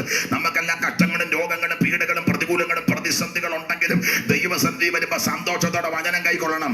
സന്തോഷത്തോടെ വചനം കൈക്കൊള്ളുന്നവർക്ക് ഈ വചനം കടന്നു വന്ന് ക്രിയ ചെയ്തുകൊണ്ടിരിക്കും. ഇത് അതിവേഗത്തിൽ ഓടുന്ന വചനമായി. എന്റെ വായിന്ന് പുറപ്പെടുന്ന എന്റെ വചനം വെറുതെ എന്റെ അടുക്ക വരത്തില്ല. ഞാൻ അയച്ച കാര്യം സാധിപ്പിക്കും, ഇഷ്ടമുള്ളതെല്ലാം നിവർത്തിക്കും. രോഗശാന്തിയുടെ വചനമെന്ന് സൗഖ്യമാക്കിയ ചതിരിച്ചു വരുന്നത്. അപ്പോൾ ബഹുകഷ്ടം സഹിക്കേണ്ടി വന്നിട്ടും പരിശുദ്ധാത്മാവിന്റെ സന്തോഷത്തോടെ വചനം കൈക്കൊണ്ടു. അപ്പൊ ശ്രദ്ധിക്കുക, ഇവിടെ പിന്നെ ഈ പൗലോസ് സംസാരിച്ചപ്പോൾ സന്തോഷത്തോടെ അവർ വചനം കൈക്കൊണ്ടു. ദൈവമക്കൾ സന്തോഷത്തോടെ വചനം കൈക്കൊള്ളണം. മിക്ക സ്ഥലങ്ങളിലും കാണുമ്പോൾ ഡ്രം അടിക്കുമ്പോഴും കൈയടിക്കുമ്പോഴും ദൂത് പറയുമ്പോഴും പ്രവചിക്കുമ്പോഴും എല്ലാം ഭയങ്കര ഉണർവ്. ഇങ്ങനെ വചനം പ്രസംഗിക്കാൻ തുടങ്ങുമ്പോൾ ഉറങ്ങുന്ന കാണാം. അതൊരു നല്ല പ്രവണതയില്ല. അവർക്ക് നല്ല ട്രീറ്റ്മെൻറ്റ് കൊടുക്കണം. അവരുടെ അസുഖം എന്നാന്ന് ചോദിച്ചാൽ പാദം മുതൽ തല വരെ ദീനമാണ്, അടിതൊട്ട് മുടി വരെ ദീനം. പിന്നെ ചതവും മുറിവും പഴുപ്പും അതിനൊക്കെ ട്രീറ്റ്മെൻ്റ് ഉണ്ട്. ഞെക്കി കഴുകണം. പെയിൻ്റ് അടിച്ച് വിട്ടാൽ ഒക്കത്തില്ല, നല്ല ഞെക്കണം. പണ്ടൊക്കെ കരപ്പനം ചൊറിയൊക്കെ ആയിട്ട് ആശുപത്രി ചെല്ലുമ്പോൾ വേദന കൊണ്ടായിരിക്കും നമ്മൾ ചെല്ലുന്നത്. ചെന്ന് കഴിയുമ്പോൾ ഡോക്ടറും നേഴ്സും കമ്പൗണ്ടറും ഒക്കെ ഉണ്ട്. അപ്പം ഇങ്ങനെ നോക്കും. ചില ഡോക്ടർമാർ നോക്കി വെച്ച് എത്ര ദിവസമായെന്ന് ചോദിക്കും. ഒരാഴ്ചയായി. പിന്നെ എന്നെ ഇങ്ങോട്ട് കൊണ്ടുവരാഞ്ഞ് ഒത്തില്ല. പുള്ളി നേഴ്സിനെ വിളിച്ചേച്ച് പറയില്ല, ഓയിൽമെൻ്റ് ഒന്ന് തൂത്താക്കാൻ പറയും. അപ്പോൾ അവരത് കൊണ്ടുവന്ന് ചെറുതായിട്ട് തൂത്തേച്ച് വിടും. നമ്മൾ പറയും നല്ല ഡോക്ടറും നേഴ്സും തൊട്ടേയില്ല. അത് വെച്ചത് വേറെ സാധനമാണ്. ഡോക്ടർക്ക് അറിയാം നാളെ 6:45 നീ തുള്ളിക്കൊണ്ട് ഇവിടെ വരും. അത്ര സാധനമാണ് തേച്ച് വിട്ടേക്കുന്നത്. എന്തിനാണെന്നറിയാമോ? പഴുക്കാൻ വെച്ചതാ. അതാ തൊടാഞ്ഞത്. ഇപ്പോൾ ഒരുമാതിരിപ്പെട്ടവരെല്ലാം പഴുക്കാൻ വെച്ചായി പോകുന്നത്, തൊടുകയല്ലോ. അപ്പം ഇത് തൂത്തേച്ച് വിടും, പൊക്കോളാൻ പറയും. രാത്രി ഒരു 12:30 കഴിയുമ്പോൾ വിങ്ങും. നാടൻ ഭാഷയാണ്. അവിടെ വന്ന് അന്നേരം നല്ല വേദനയാണ്. അന്നേരം പെട്ടെന്ന് പോയാൽ കൊള്ളാമെന്ന് തോന്നും ആശുപത്രിയിലോട്ട്. എന്നെ പറ അവിടേക്ക് വെളുത്തിട്ട് വെളുക്കാറാകുമ്പം ഡോക്ടർ എഴുന്നേൽക്കുന്നതിന് മുന്നേ പുള്ളിയെ വിളിക്കും. പുള്ളിക്കറിയാം വെളുപ്പിനെ ഇവിടെ വരുമെന്ന്. അപ്പോൾ അവിടെ ചെന്നിരുന്ന കമ്പം കയറ്റി അങ്ങോട്ട് കിടത്തും. അപ്പോൾ പുള്ളി ഇങ്ങനെ തുടരുന്നെന്നൊക്കെ പറഞ്ഞ് കൂവുമ്പം കമ്പൗണ്ടറെ പിടിക്കാൻ പറയും. പിടിച്ച് നല്ല ഞെക്കുമ്പോൾ ഇങ്ങോട്ട് കുറാന്ന് പഴുപ്പ് ചാടും. ഇത് പഴുപ്പിരിക്കുന്നതുകൊണ്ടായി വിങ്ങുന്നത്. വചനം കേൾക്കുമ്പോൾ ചിലക്ക് അസ്വസ്ഥതയും വെപ്രാളവും ബൈബിളിനെ സിപ്പിട്ട് കാണിക്കേണ്ടി വാച്ച് നോക്കിയാൽ ഇങ്ങനെ അത് വിങ്ങുന്നുണ്ട്. എനിക്കറിയാം നിനക്ക്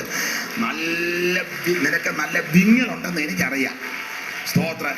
നിന്റെ മുഴുവൻ പഴുപ്പ് എന്ന് ഞാൻ ചാടിക്കും. നിന്നെ ഞെക്കി നിന്റെ സകല വിങ്ങലും എന്ന് ഞാൻ മാറ്റും.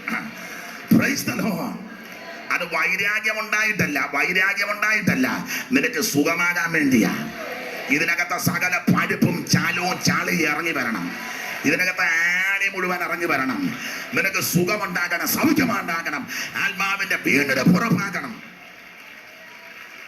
Price the Lord. പിന്നെ ചില ഡോക്ടർമാരോ നേഴ്സുമാരോ കമ്പൗണ്ടറോ ഞെക്കുമ്പം ചില ഈ പരിജ്ഞാനമില്ലാത്ത ആൾക്കാർ അവരെ തെറി പറയും. പരിവുള്ളവന് ചിലപ്പോൾ അവരെ തെറി പറയും. ചില ഡോക്ടർമാരൊക്കെ അങ്ങ് കേൾക്കും. ഡോക്ടർക്ക് അറിയാൻ വിവരമൊന്നുമില്ല, അതുകൊണ്ടാ. സ്തോത്രം. എന്നെ അങ്ങനെയൊക്കെ തെറി പറയും. ഇനി ഉറക്കെ പറഞ്ഞില്ല, ഹൃദയത്തിലെങ്കിലും പറ. ഈ ഒടുവിലത്തെ ദിവസം അയാൾക്ക് ഇങ്ങോട്ട് പറഞ്ഞിട്ട് ഒരു കാര്യവും നീ തെറി പറഞ്ഞോ, നിനക്ക് വിങ്ങുന്നുണ്ടെന്ന് എനിക്കറിയാം. എന്നെ അവിടെ ഇരിക്കട്ടെ. സ്തോത്രം. എന്തായാലും കൊള്ളാം, പഴുപ്പ് മാറണം. സ്തോത്രം.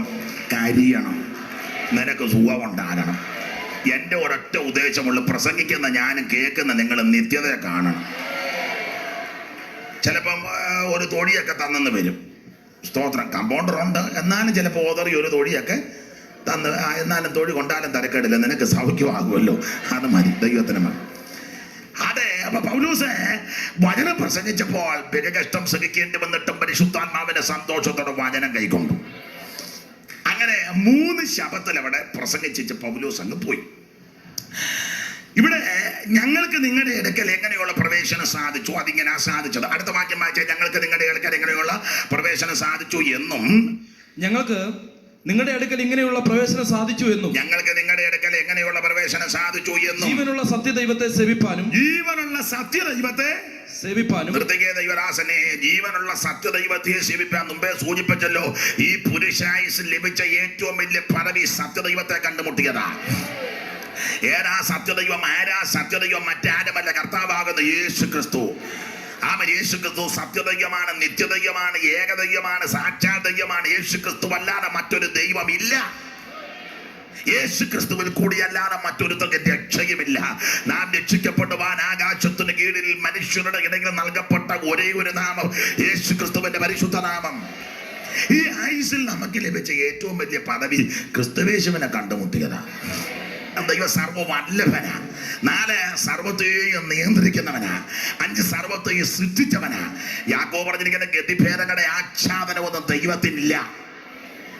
ഈ ദൈവത്തിന് ഭാഷാ പ്രോബ്ലം ഒന്നുമില്ല. ഇപ്പോഴത്തെ ദൈവങ്ങൾക്ക് വേറെ രാജ്യത്ത് എന്ന പരിഭാഷയ്ക്ക് ആള് വേണം, ഇല്ലേ പിന്നെ ദൈവം കളിക്കാൻ ഒക്കുകയല്ല. നമ്മുടെ ദൈവം 500 വർഷവും 100 വർഷവും 1000 വർഷവും 10,000 വർഷം പഴക്കമല്ല. നമ്മുടെ ദൈവം നിത്യനായ ദൈവമാണ്. ദൈവത്തിന്റെ പഴക്കത്തെ പറ്റി സങ്കീർത്തനം 90 മോശ ഇങ്ങനെ ചൊല്ലിയിട്ടുണ്ട്. അഹരോന്റെ നിര്യാണത്തിൽ ഇസ്രായേൽ മക്കളെ കരഞ്ഞ് വിലപിച്ച് ഭാരപ്പെട്ടപ്പോൾ അഹരോന്റെ അനുജനാകുന്ന മോശ ഒരു പ്രാർത്ഥന പ്രാർത്ഥിച്ചു. പ്രത്യാശയുടെ കൊടുമുടിയിലേക്ക് ജനത്തെ ഉയർത്തുന്ന നിലയിലുള്ളൊരു പ്രാർത്ഥന. 90 സങ്കീർത്തനം. ആ 90 സങ്കീർത്തനത്തിൽ മോശ പ്രാർത്ഥിച്ച പ്രാർത്ഥന വായിച്ചേ. 90 സങ്കീർത്തനത്തിന്റെ 1-ാം വാക്യം. അഹരോന്റെ നിര്യാണത്തോടെ ബന്ധത്തിൽ ഇസ്രായേൽ മക്കൾ ഭാരപ്പെട്ടപ്പോൾ മോശയുടെ പ്രാർത്ഥന വായിരേ. കർത്താവേ, നീ തലമുറ തലമുറയായി ഞങ്ങളുടെ സങ്കേതമായിരിക്കുന്നു. പർവ്വതങ്ങൾ ഉണ്ടായതിനും ആ. നീ ഭൂമിയെ ഭൂമണ്ഡലങ്ങളെ നിർമ്മിച്ചതിനു മുമ്പേ കർത്താവേ, നീ തലമുറ തലമുറയായി ഞങ്ങളുടെ സങ്കേതമായിരിക്കുന്നു. പർവ്വതങ്ങൾ ഉണ്ടായതിന് നീ ഭൂമിയെയും ഭൂമണ്ഡലത്തെ നിർമ്മിച്ചതിന് മുമ്പേ നീ അനാദിയായും ശ്വാസമായി ഞങ്ങളുടെ ദൈവമായി നീട്ടി ചൊല്ലിയത് കൊണ്ടൊന്നും കാര്യമില്ല. നല്ല ചൊല്ലുത്തുമുണ്ട്. മനസ്സിലായെന്നില്ലയോ?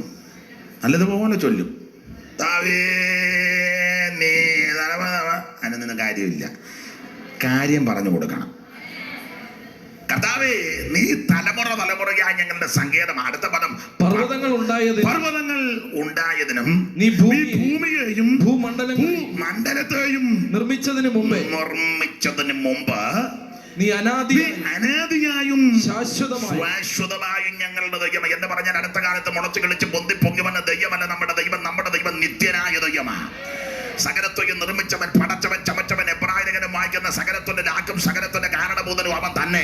ഉളവായതൊന്നും അവനെ കൂടാതെ ഉളവായതല്ല, സകലതും അവനുളവാക്കി അവനായിട്ട് ഉളവായി.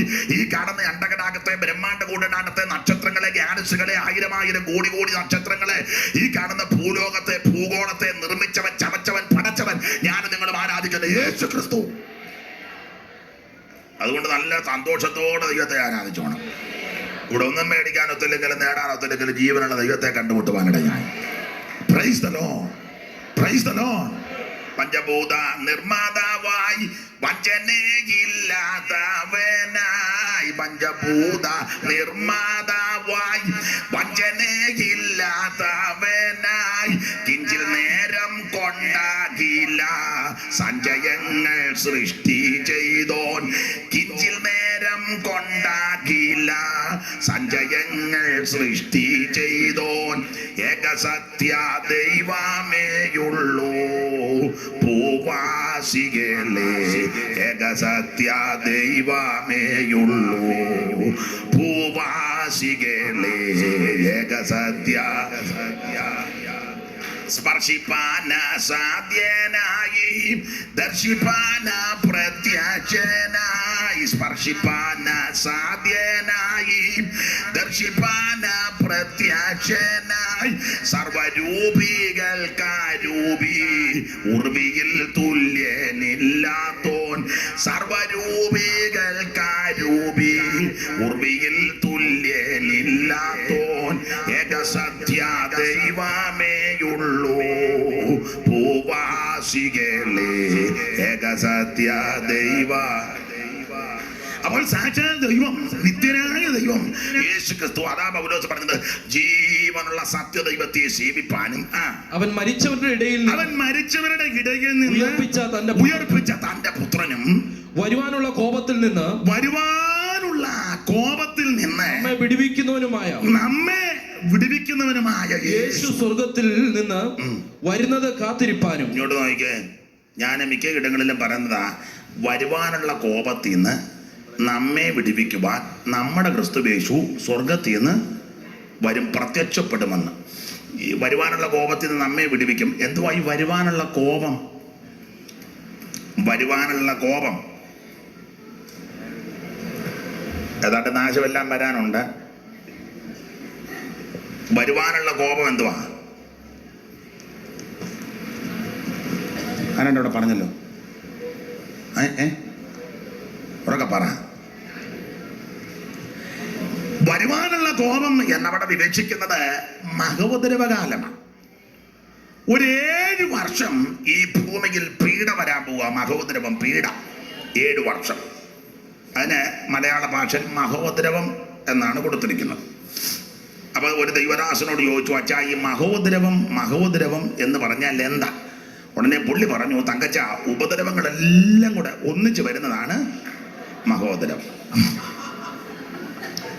നദികളെല്ലാം കൂടെ ഒന്നിച്ച് വന്ന് ചേരുന്നതാണ് മഹാനദി എന്ന് പറഞ്ഞ പോലെ കോട്ടയത്തും കോടിമതിലും നാട്ടകത്തുള്ള ഉപദ്രവങ്ങളെല്ലാം കൂടെ ഒന്നിച്ച് ടൗണിലോട്ട് വന്ന് ചേരുന്നതാണ് മഹോദരം.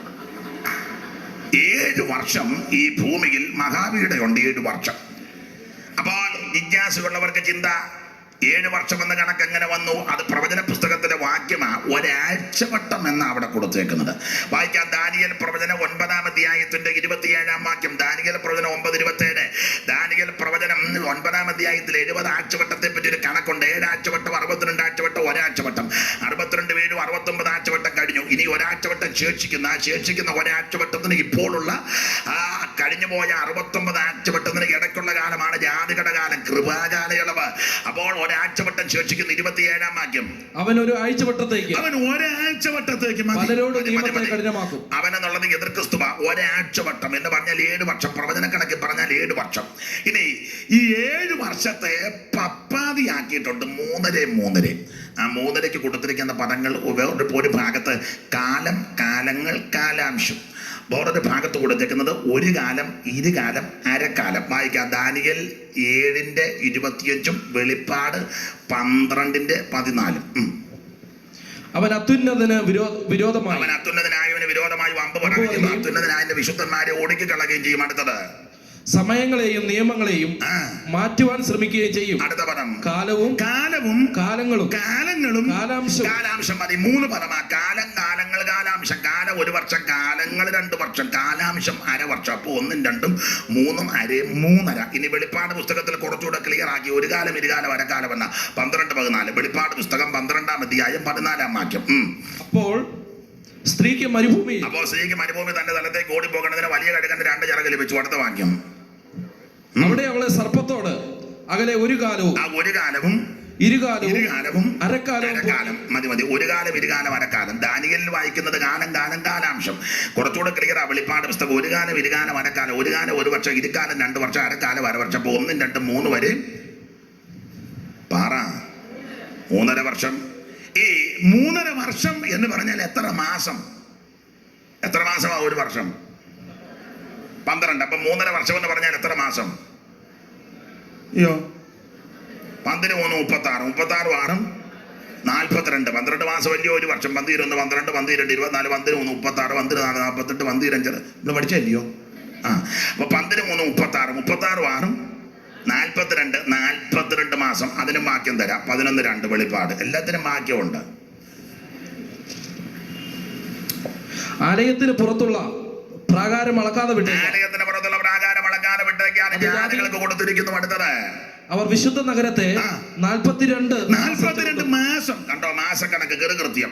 അപ്പോൾ കാലക്കണക്ക്, ആണ്ട് കണക്ക്, വർഷക്കണക്ക്, മാസക്കണക്ക് എത്ര കൃത്യമായിട്ടാ പുസ്തകത്തിൽ. ഇനി ദിവസക്കണക്ക്. അടുത്ത വാക്യമായിര്. ദിവസക്കണക്ക്. അന്ന് ഞാൻ എന്റെ 2 സാക്ഷികൾക്ക് വരം നൽകും. അവർ രട്ടുടുത്തുകൊണ്ട് 1250 ദിവസം പ്രവചിക്കും. 1260 ദിവസം പ്രവചിക്കും. എന്തിനാ 10 കുറച്ചേ? സ്തോത്രം. ഇരുട്ടാവിടെ നന്നായിട്ട് കാണാൻ മേല. അപ്പോൾ ശ്രദ്ധിക്കുക, 1260 ദിവസം. അപ്പോൾ ദിവസക്കണക്ക്, മാസക്കണക്ക്, കാലക്കണക്ക്, ആണ്ട് കണക്ക്, വർഷക്കണക്ക് അതെല്ലാം കൃത്യമായിട്ടായി പുസ്തകത്തിൽ കൊടുത്തേക്കുന്നത്. അതുകൊണ്ട് ഇതുപോലെ ശ്രേഷ്ഠതയേറിയ പുസ്തകം വേറെ ഇല്ല. ഇത് ഊകാഭോഗവും കെട്ടുകഥയും അമ്മുമ്മക്കഥയും ഉമ്മാക്കിക്കഥയും കിഴവിക്കഥയല്ല, ദൈവത്തിന്റെ വചനമാ. ഇത് സ്വർഗത്തിലേക്ക് സ്ഥിരമായ. ഇത് എടുത്തത് ഭാഗ്യമാ, വന്നു കയറിയത് ഭാഗ്യമാ, ഇത് ചെന്ന് കയറിയത് അനുഗ്രഹമാ. ഇത് വന്നു കയറിയവന്റെ വീടിനെല്ലാം വിടുതലാ. ഇതെടുത്തവനെ സന്തതിക്ക് ദോഷമൊന്നും വന്നിട്ടില്ല, വരത്തില്ല. എന്നെ മാനിക്കുന്നവനെ ഞാൻ മാനിക്കും, എന്നെ ആദരിക്കുന്നവനെ ഞാൻ ആദരിക്കുമെന്ന് അരുളി ചെയ്ത സർവ്വജഗതനായ ദൈവത്തെ ആരാധിക്കുന്ന, ദൈവത്തെ സേവിക്കുന്ന, ദൈവവചനം അന്വേഷിക്കുന്ന, വചനം പഠിക്കുന്ന, വചനം ആചരിക്കുന്ന, വചനം പ്രസംഗിക്കുന്ന ദൈവകുഞ്ഞുങ്ങളോട് ഇന്ന് പകൽ ഒരു കാര്യം ഉറപ്പിച്ച് തറപ്പിച്ച് വീണ്ടും പറയാ, ഇതെടുത്തവർക്ക് ആർക്കും ദോഷം വന്നിട്ടില്ല, വരത്തില്ല. Price the Lord. ഞാൻ ഒരു കാര്യം, നിങ്ങൾ അടങ്ങിയാലും പടങ്ങിയാലും കൊള്ളാം, ഇതല്ലയോ നമ്മളെ ഇത്രത്തോളം ഉയർത്തിയത്? ഇതല്ലയോ നിന്നെ ഇത്രത്തോളം മാനിച്ചത്? ഇതെടുത്തതല്ലയോ നിന്റെ കുടുംബത്തിന് അനുഗ്രഹം? ഇത് വന്നു കയറിയതല്ലയോ നിന്റെ ദേശത്തിന് അനുഗ്രഹം? ഹല്ലേലൂയ. അജ്ഞനെ ജ്ഞാനിയാകുവാൻ വചന ജ്ഞാനമാ. അജ്ഞനെ ജ്ഞാനിയാകുവാൻ വചന ജ്ഞാനമാ. മാമേ സത്യത്തിൽ അത് കാക്കുവാൻ. സത്യത്തിലതു ഒഴിഞ്ഞ നിത്യനാശം കാലിനൊരു പ്രകാശം. ഒഴിഞ്ഞാൽ നിത്യനാശം കാലിനൊരു പ്രകാശം. ഓ കേൾക്കുക നാം കാക്കുക നാം ജീവന്റെ വാക്യങ്ങൾ ജീവന്റെ വാക്യങ്ങൾ. കരമുയർത്തി ഹല്ലേലൂയ പാട്.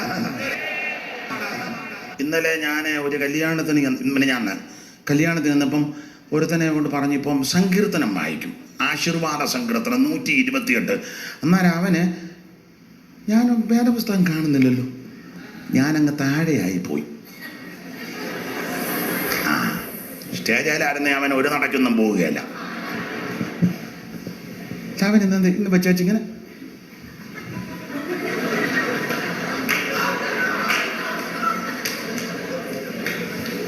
നാണം കെട്ടവനല്ല. സ്തോത്രം. എടാ കർമ്മദോഷി, ആ ബെഞ്ചമിൻ ബെയ്ലി CMSലെ മിഷണറിമാരുമൊക്കെ എന്ത് കഷ്ടപ്പെട്ട് അച്ചുകൂടം ഉണ്ടാക്കി പങ്കപ്പാടെടുത്ത് ഈ പുസ്തകം ഒന്ന് നിർമ്മിച്ച് തരാൻ എന്ത് കഷ്ടപ്പെട്ട്. പെന്തിക്കോസുകാരൊന്നും കഷ്ടപ്പെട്ടിരുന്നില്ല. പെന്തിക്കോസുകാർ ഇങ്ങനെ ആത്മാവിലാകാനല്ലാതെ ഇങ്ങനെ പെടലിട്ട് വെട്ടിക്കാനല്ലാതെ നിനക്ക് തന്നെ അറിയാം. സ്തോത്രം. ആ മിഷനറിമാരെന്ത് കഷ്ടപ്പെട്ട് ആ ചൂടുമൊക്കെ ഉണ്ടാക്കി. സ്തോത്രം. ഇതൊന്ന് നമ്മുടെ കയ്യിലോട്ട് തരാൻ. ഇത് പിതാക്കന്മാരും മാതാക്കളും എല്ലാം വായിച്ചപ്പോൾ സത്യം പിടികിട്ടി. അന്നേരം അവർ പള്ളിയും പട്ടക്കാരെയും സമുദായവും കത്തീഡ്രൽ പള്ളിയെല്ലാം വിട്ടേച്ച് മരത്തിൻ്റെ ചോട്ടിലും ഇറയത്തും പറമ്പിലും കപ്പക്കാലായിലും എല്ലാം പോയി ആത്മാവി ആരാധിച്ച് ഇത് മാറോട് ചേർത്ത്, ഹല്ലേലൂയ, ഇത് മാറോട് ചേർത്ത് എന്നും ഇത് വായിച്ച് എന്നും ഇത് ധ്യാനിച്ച്, ഹല്ലേലൂയ, ഇത് ചുമ്മിക്കോട്ട് നടന്നതാ. ഇതാ നമ്മളെ ഇത്രത്തോളം ഉയർത്തിയത്. ബാക്കി ഞാൻ വൈകിട്ട് തരാം. ഇനി ബാ. അപ്പം എല്ലാം കൂടെ അങ്ങനെ പറയാനോ. വൈകിട്ട് വരാത്ത ആരിലും ഉണ്ടെ കൈ പൊക്കിക്കുക. അവരോട് 1-2 കാര്യം പറഞ്ഞു വിടാനുണ്ട്. ഇച്ചിരി കാര്യം പറയാം. സ്തോത്രം. ബാക്കി എല്ലാവരും വരുമല്ലോ. സ്തോത്രം. ഇത് എടുക്കുന്നത് ഒരു അനുഗ്രഹമാണ്. സ്തോത്രം. ഞാനെപ്പോഴും പറയും, ഞാൻ ഈ പെന്തിക്കോസ് വന്നത് എന്ത് ഭാഗ്യമായെന്നറിയാം. അയ്യോ, പിന്നെ നല്ല ഭക്ഷണമൊക്കെ കഴിച്ചത് ഈ പെന്തിക്കോസ് വന്നേ പിന്നെ. അതെ, നല്ല ആൾക്കാരുമായിട്ട് ഇടപെട്ടതൊക്കെ പെന്തിക്കോസ് വന്നേ പിന്നെ. മാന്യമായിട്ട് ഇടപെടാൻ ശീലിച്ചതും പഠിച്ചതും എല്ലാം പെന്തിക്കോസ് വന്നേ പിന്നെ. സ്തോത്രം. സ്തോത്രം. കൃപയിൽ വന്നതാ ഭാഗ്യം. എല്ലാം ഞാൻ വിവരിക്കുന്നില്ല. കർത്താവിന് മഹത്വം. ദൈവം ഇത്രത്തോളം നമ്മെ ഉയർത്തി. എൻ്റെ പിതാവിനെ കള്ളിഷാപ്പിലെ ജോലിയായിരുന്നു. ചെത്ത് തൊഴിലാളി യൂണിയനിൽപ്പെട്ടയാളാണ്. 40-45 വർഷം ഷാപ്പിലെ ജോലിയായിരുന്നു. അപ്പം മരിച്ചു കഴിഞ്ഞാൽ അപ്പൻ്റെ ജോലി പിള്ളേർക്ക് കിട്ടും. യൂണിയനിൽ അങ്ങനെ. അപ്പം ഞാൻ ഈ കൃപയെ വന്നില്ലായിരുന്ന വല്ല തെങ്ങിൻ്റെ മണ്ടയിൽ നിന്ന് വീണ് ചത്തേനും. എനിക്ക് തെങ്ങ് കയറ്റം അറിയത്തില്ല. കയറ്റമറിയാത്ത എന്നെ പിടിച്ച് കയറ്റിയ ഞാൻ മിക്കവാറും താഴെ വീണ് ചാകാൻ ഒന്നേ നടുവോ നട്ടല്ലോ ഒടിഞ്ഞ്. സ്തോത്രം.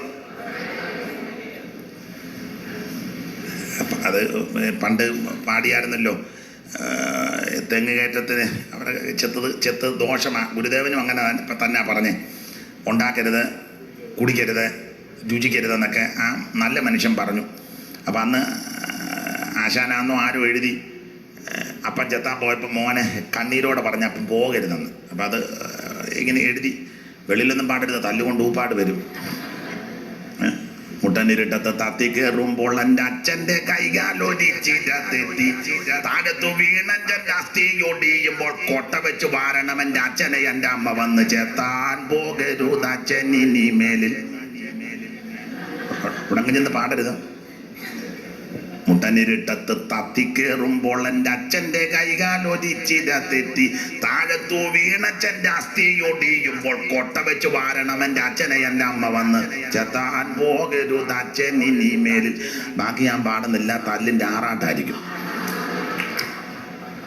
സ്തോത്രം. ഈ പുസ്തകം എടുത്തത് അനുഗ്രഹം. ഹല്ലേലൂയ.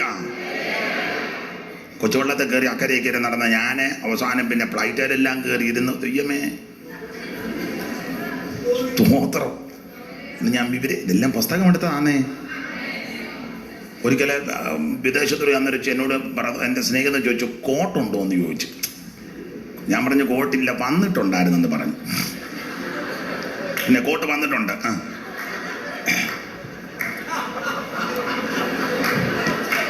ഇനി മരരുതെന്ന എൻ്റെ പ്രാർത്ഥന. അവ പറഞ്ഞു കോട്ടിട്ടോണ്ട് പറയണം. ഞാൻ പറഞ്ഞു ഇതൊക്കെ ഇട്ടോണ്ടേ വരുന്നുള്ളൂ, ഇതൊക്കെ മതി, ഇതിനുള്ളതൊക്കെ മതി. അമേരിക്കയിൽ പോകാൻ നേരത്ത് അവിടെ ഇൻ്റർവ്യൂവിന് പോകാൻ നേരത്ത് എൻ്റെ കൂട്ടുകാരൊക്കെ പറഞ്ഞു, അനീഷ ഈ പരുവത്തിനൊന്നും അങ്ങോട്ട് ചെല്ലരുത്, വിസാ തരത്തില്ലെന്ന്. ഞാൻ പറഞ്ഞു പോടാ പിശാച് എന്ന് പറഞ്ഞു പണി. അവൻ പറഞ്ഞു പാൻറ്റും ഒക്കെ ടിൻ ചെയ്ത് ടൈയും ഒക്കെ കെട്ടി അയാൾ തുരുതുരുതുരുതുരാന്ന് ഇംഗ്ലീഷ് ശിക്ഷിച്ച വായം പൊളിച്ച് നിൽക്കുകയല്ലാതെ. സ്തോത്രം. ഞാൻ ഈ പരുവത്തിന് അങ്ങോട്ട് ചെന്നത്. എല്ലാവരും ടൈയും കോട്ടും എല്ലാം കൊട്ടി നല്ല ഗവൺമെൻറ്, ഞാൻ ഇതൊക്കെ മതി. എന്നോട് ചോദിച്ചു എന്തിനാ പോകുന്നത്? ഞാൻ പറഞ്ഞു അവിടെ യോഗം നടത്താൻ പോവാന്ന് പറഞ്ഞു. പിന്നെ ഏതാണ്ടെല്ലാം പുള്ളി ചോദിച്ചാൽ എനിക്കൊന്നും മനസ്സിലായില്ല. തരുന്നേ തരട്ടെന്ന് കൊടുത്ത് തന്നു, പോവുകയും ചെയ്തു. ഇതൊക്കെ ഇട്ടുകൊണ്ട് അവിടെ പോയതും പ്രസംഗിച്ചതും. സ്തോത്രം. ഞാൻ പറഞ്ഞതിൻ്റെ താരം മറ്റൊന്നുമില്ല, കോട്ടിടുന്നതിന് ഞാനിതില്ല. പിന്നെ ഈ ചൂടത്തിതെല്ലാം ഇട്ടുകൊണ്ടിരിക്കുന്നത് അക്രമമാണെന്നറിയാമോ? അമേരിക്കക്കാർ ടൈയും കോട്ടും കെട്ടുന്നെന്ന് പറഞ്ഞ് അവിടെ സ്നോ വീണുകൊണ്ടിരിക്കുന്ന ഭയങ്കര തണുപ്പ്. അത് കണ്ടോണ്ടാ മീനച്ചൂടിന് കോട്ടയത്ത് ടൈയും എല്ലാം കെട്ടി കറണ്ടും പോയി. ഇത് അസ്വസ്ഥതയാണെന്ന് ഓർത്ത്.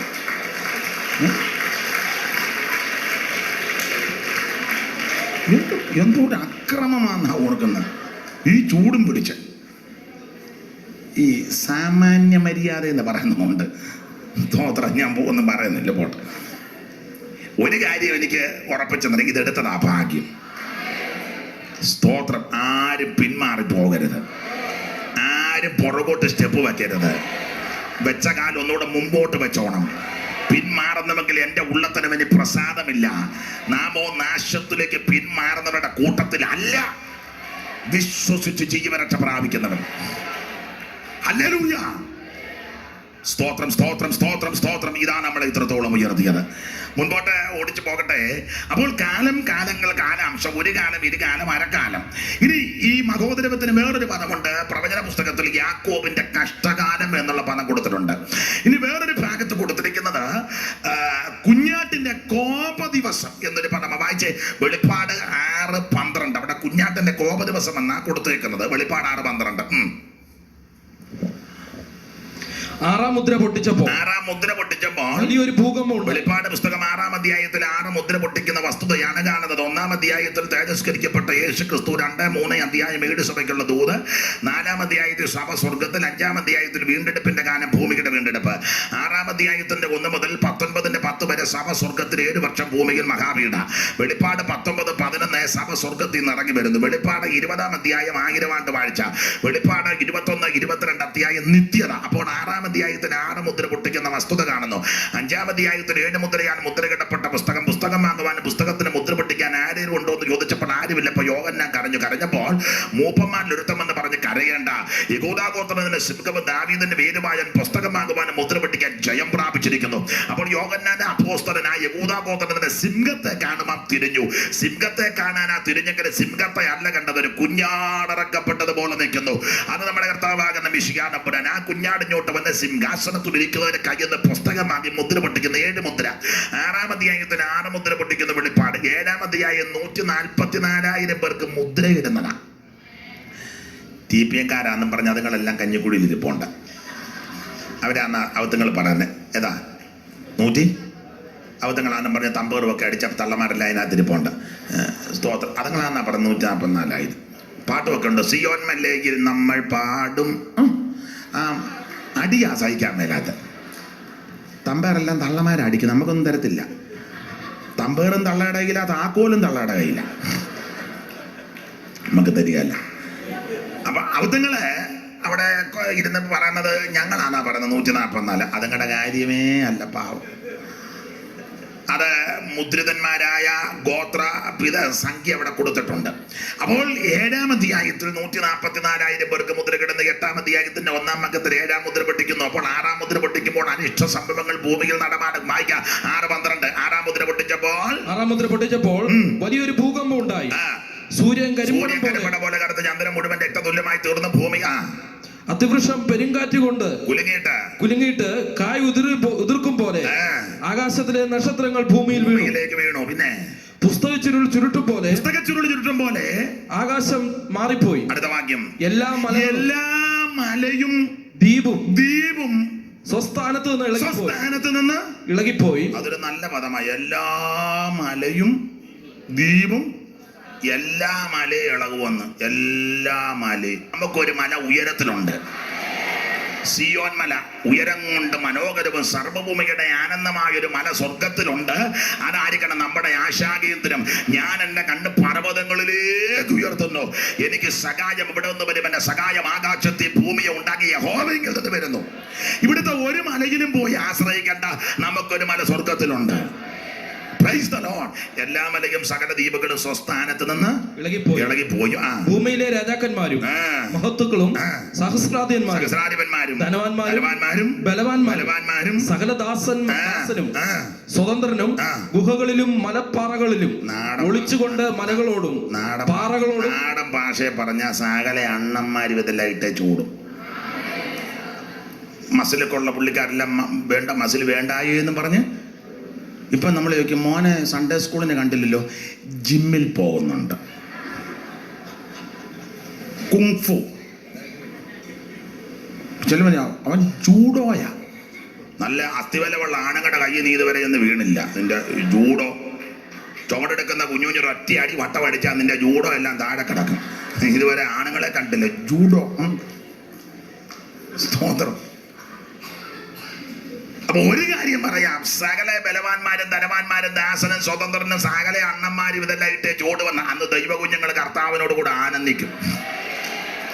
ഈ ലോകസ്നേഹിതന്മാർക്ക് ഭീതിയേറുമേ, ഈ ലോകസ്നേഹിതന്മാർക്ക് ഭീതിയേറുമേ, ഈ ലോകം നിന്നെ വെറുക്കും, നീ അന്ധനായി തീരുമേ, ഈ ലോകം നിന്നെ വെറുക്കും, നീ അന്ധനായി തീരുമേ.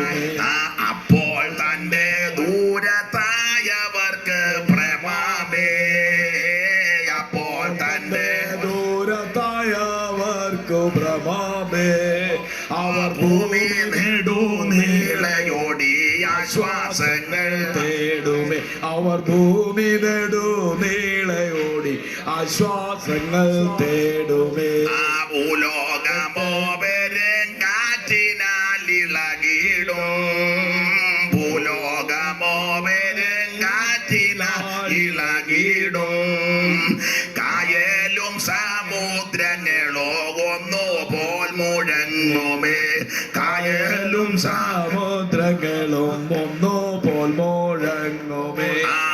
ലോകാഡംബരങ്ങൾ മുടുകുന്നവരാരും മേപ്പോട്ട് പോകത്തില്ല. പൗലോസ് പറഞ്ഞ പക്തികേടും പ്രപഞ്ചമോഹങ്ങളും വർദ്ധിച്ചെങ്കിലേ കർത്താവിന്റെ വരവിൽ എടുക്കപ്പെടുകയുള്ളൂ. ഈ ലോകത്തിന് അനുരൂപ പിരിയം പഠിക്കുന്നവരും ഇത് ഇപ്പം പഠിക്കല്ലെങ്കിൽ പറയുക, ലിപ്റ്റിക് ഇടുന്നവരും നഖത്തേലടിക്കുന്ന എന്തുവാ അതിന് പറയുന്നല്ലോ എന്നെ പറയുന്നത്. പിന്നെ അതും ഇതുമെല്ലാം ഈ ഭർത്താക്കന്മാർ എതിരുള്ളവർ ചിലപ്പോൾ ഒന്ന് ഇടും, അത് തന്നെ ഇടി കൊള്ളാതിരിക്കാൻ പാവത്തും പേടിച്ചായി. ഇത് ഇവിടെ ഒന്ന് കുത്തി എന്നിട്ടും അമരുന്നില്ല, അതിന് മേളിലൊന്ന് കുത്തി എന്നിട്ടും അമരുന്നില്ല, ഇവിടെ ഇട്ടു എന്നാൽ പിന്നെ 3-4 പിണിക്കയറോടിട്ട് അങ്ങ് കെട്ടാം. പിന്നെ കാലയിലിട്ടു, പിന്നെ കാപ്പ്, മോതിരം, വള, കൊലിസ് എന്ന് വേണ്ടതെല്ലാം കൊണ്ട്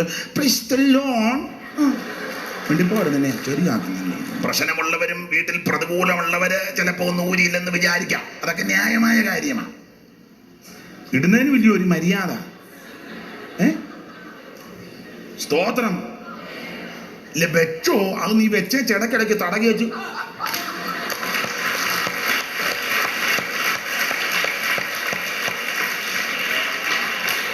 കർത്താവിന്റെ വരവിൽ എടുക്കപ്പെടണമെന്ന് നിങ്ങൾ എനിക്ക് കൈ തന്നാലും കൈ തന്നാലും ഇഷ്ടപ്പെട്ടാലും ഇഷ്ടപ്പെട്ടില്ല. ഈ മറുവശം പറയാം, പെന്തിക്കോസുകാര് വലിയ വലിയ പെന്തിക്കോസുകാര് കമ്മലും മാല ഇടുകയല്ല നല്ലത്. ഉടുക്കുന്ന സാരിയോ കമ്മലും മാല ഇച്ചിച്ചി കമ്മലിട്ട മാലയിട്ട ഒരു സഹോദരിയോ ഒരു സഹോദരൻ മോതിരം വിട്ട് വന്ന അത് ചീച്ചി മോതിരം വിടുകയല്ല, അച്ഛൻ മാറ്റി കൊടുത്ത മോതിരം വിടുകയല്ല, കെട്ടുന്ന വാച്ച് റാഡോടെ, അത് 1.5 ലക്ഷത്തിന്റെ മോതിരം വിടുകയല്ല. ആത്മാവിലായപ്പോ മോതിരം കൂടി ദൂരോട്ട് കളഞ്ഞു. എന്നാ വലിയ അനക്കമൊന്നുമില്ലാത്ത കുട്ടിക്കുന്ന സാരി, അയ്യോ 60,000-ന്റെ 50,000. ചിലതിനെ കടയിൽ കയറ്റിയാ വല്ല ഉറങ്ങി വരുമോ? അങ്ങ് കന്ന് നടക്കുമ്പോൾ നടക്കുക കടയ്ക്കകത്തൂടെ. ഉള്ള തുണി മുഴുവൻ വലിച്ചിട്ടാലും ഒരു സാരി എടുക്കാൻ കയറിയതാ, എന്ത് ചെയ്താ ഇറങ്ങി വരികയില്ല. സെയിൽസ്മാൻ അവ പ്രാകും നിന്നെ. അതുകൂടി ഇങ്ങോട്ടെടുത്തു. അത് മുമ്പേ എടുത്തല്ലയോ? നോക്കിയില്ല, ഒന്നുകൂടെ എടുത്താട്ടെ. എടുത്തെടുത്ത പണ്ടൊരുത്ത് കയറി മുഴുവൻ എടുപ്പിച്ച ചോദിച്ചു ഇനിയുണ്ടെന്ന്. അവൻ പറഞ്ഞു ഇനി എൻ്റെ മുണ്ടാന്ന് പറഞ്ഞത്. ഞാൻ ഉള്ളത് മുഴുവൻ എടുത്തിട്ട് കൊടുത്തു. അവൻ പറഞ്ഞു ഇനി എൻ്റെ മുണ്ടാന്ന് പറഞ്ഞു. അത് ഞാൻ ഇനി കാണിക്കുകയല്ലെന്ന് പറഞ്ഞു. നിങ്ങളുടെ മര്യാദയ്ക്കോടെ നിൽക്കാൻ പറഞ്ഞു. കർത്താവിന്റെ വരവിൽ പോകണമെങ്കിൽ വേർപാട് പാലിക്കണം. സിനിമ കാണുന്ന നീ സ്വർഗത്തിൽ പോവുകയല്ല, സീരിയല് കാണുന്ന നീ മേപ്പോട്ട് പോലെ ഇവിടെ കിടന്ന് ഇങ്ങനെ അടിക്കുന്നില്ല, നീ മേപ്പോട്ട് പോവുകയല്ല. സ്തോത്രം സ്തോത്രം. നാടകം കാണാൻ പോകുന്നവൻ, സിനിമ കാണാൻ പോകുന്നവൻ, പിന്നെ അമ്പലത്തിലെ പരിപാടിക്ക് പള്ളി ഗാനമേളയ്ക്ക് എല്ലാം ഗുണപ്പെടാത്തവന്റെ എല്ലാം പ്രോഗ്രാമിന് പോകുന്ന നീ മേപ്പോട്ട് പോവുകയല്ലെന്ന് വേണേ സ്തോത്രം പറ. ഞാൻ എന്നെ എല്ലാവരും കൂടെ സ്തോത്രം പറയിപ്പിക്കാന്ന് കോൺട്രാക്ട് എടുത്ത് നടക്കുകയല്ലോ. ഒരു കോൺട്രാക്റ്റും ഇല്ല. ഇപ്പൊ ചെല്ലുന്നിടത്തല്ലേ എല്ലാരും കൂടെ ഞാനും കൊണ്ട് പിമ്പിരി കയറ്റിയേക്കാന്നൊന്നും ഞാൻ ഏറ്റിട്ടില്ല. നിനക്ക് വേണേ സ്തോത്രം പറ, സ്വർഗത്തിൽ പോണേ. സ്തോത്രം. ഹല്ലേലൂയ. എനിക്ക് ഒറ്റ ആഗ്രഹമുള്ള നമ്മളെല്ലാം നിത്യതയെ കാണണം. ഹല്ലേലൂയ. ആരും കൈവിടപ്പെട്ടു പോകരുത്. കർത്താവിന്റെ വരവിൽ എടുക്കപ്പെടണം.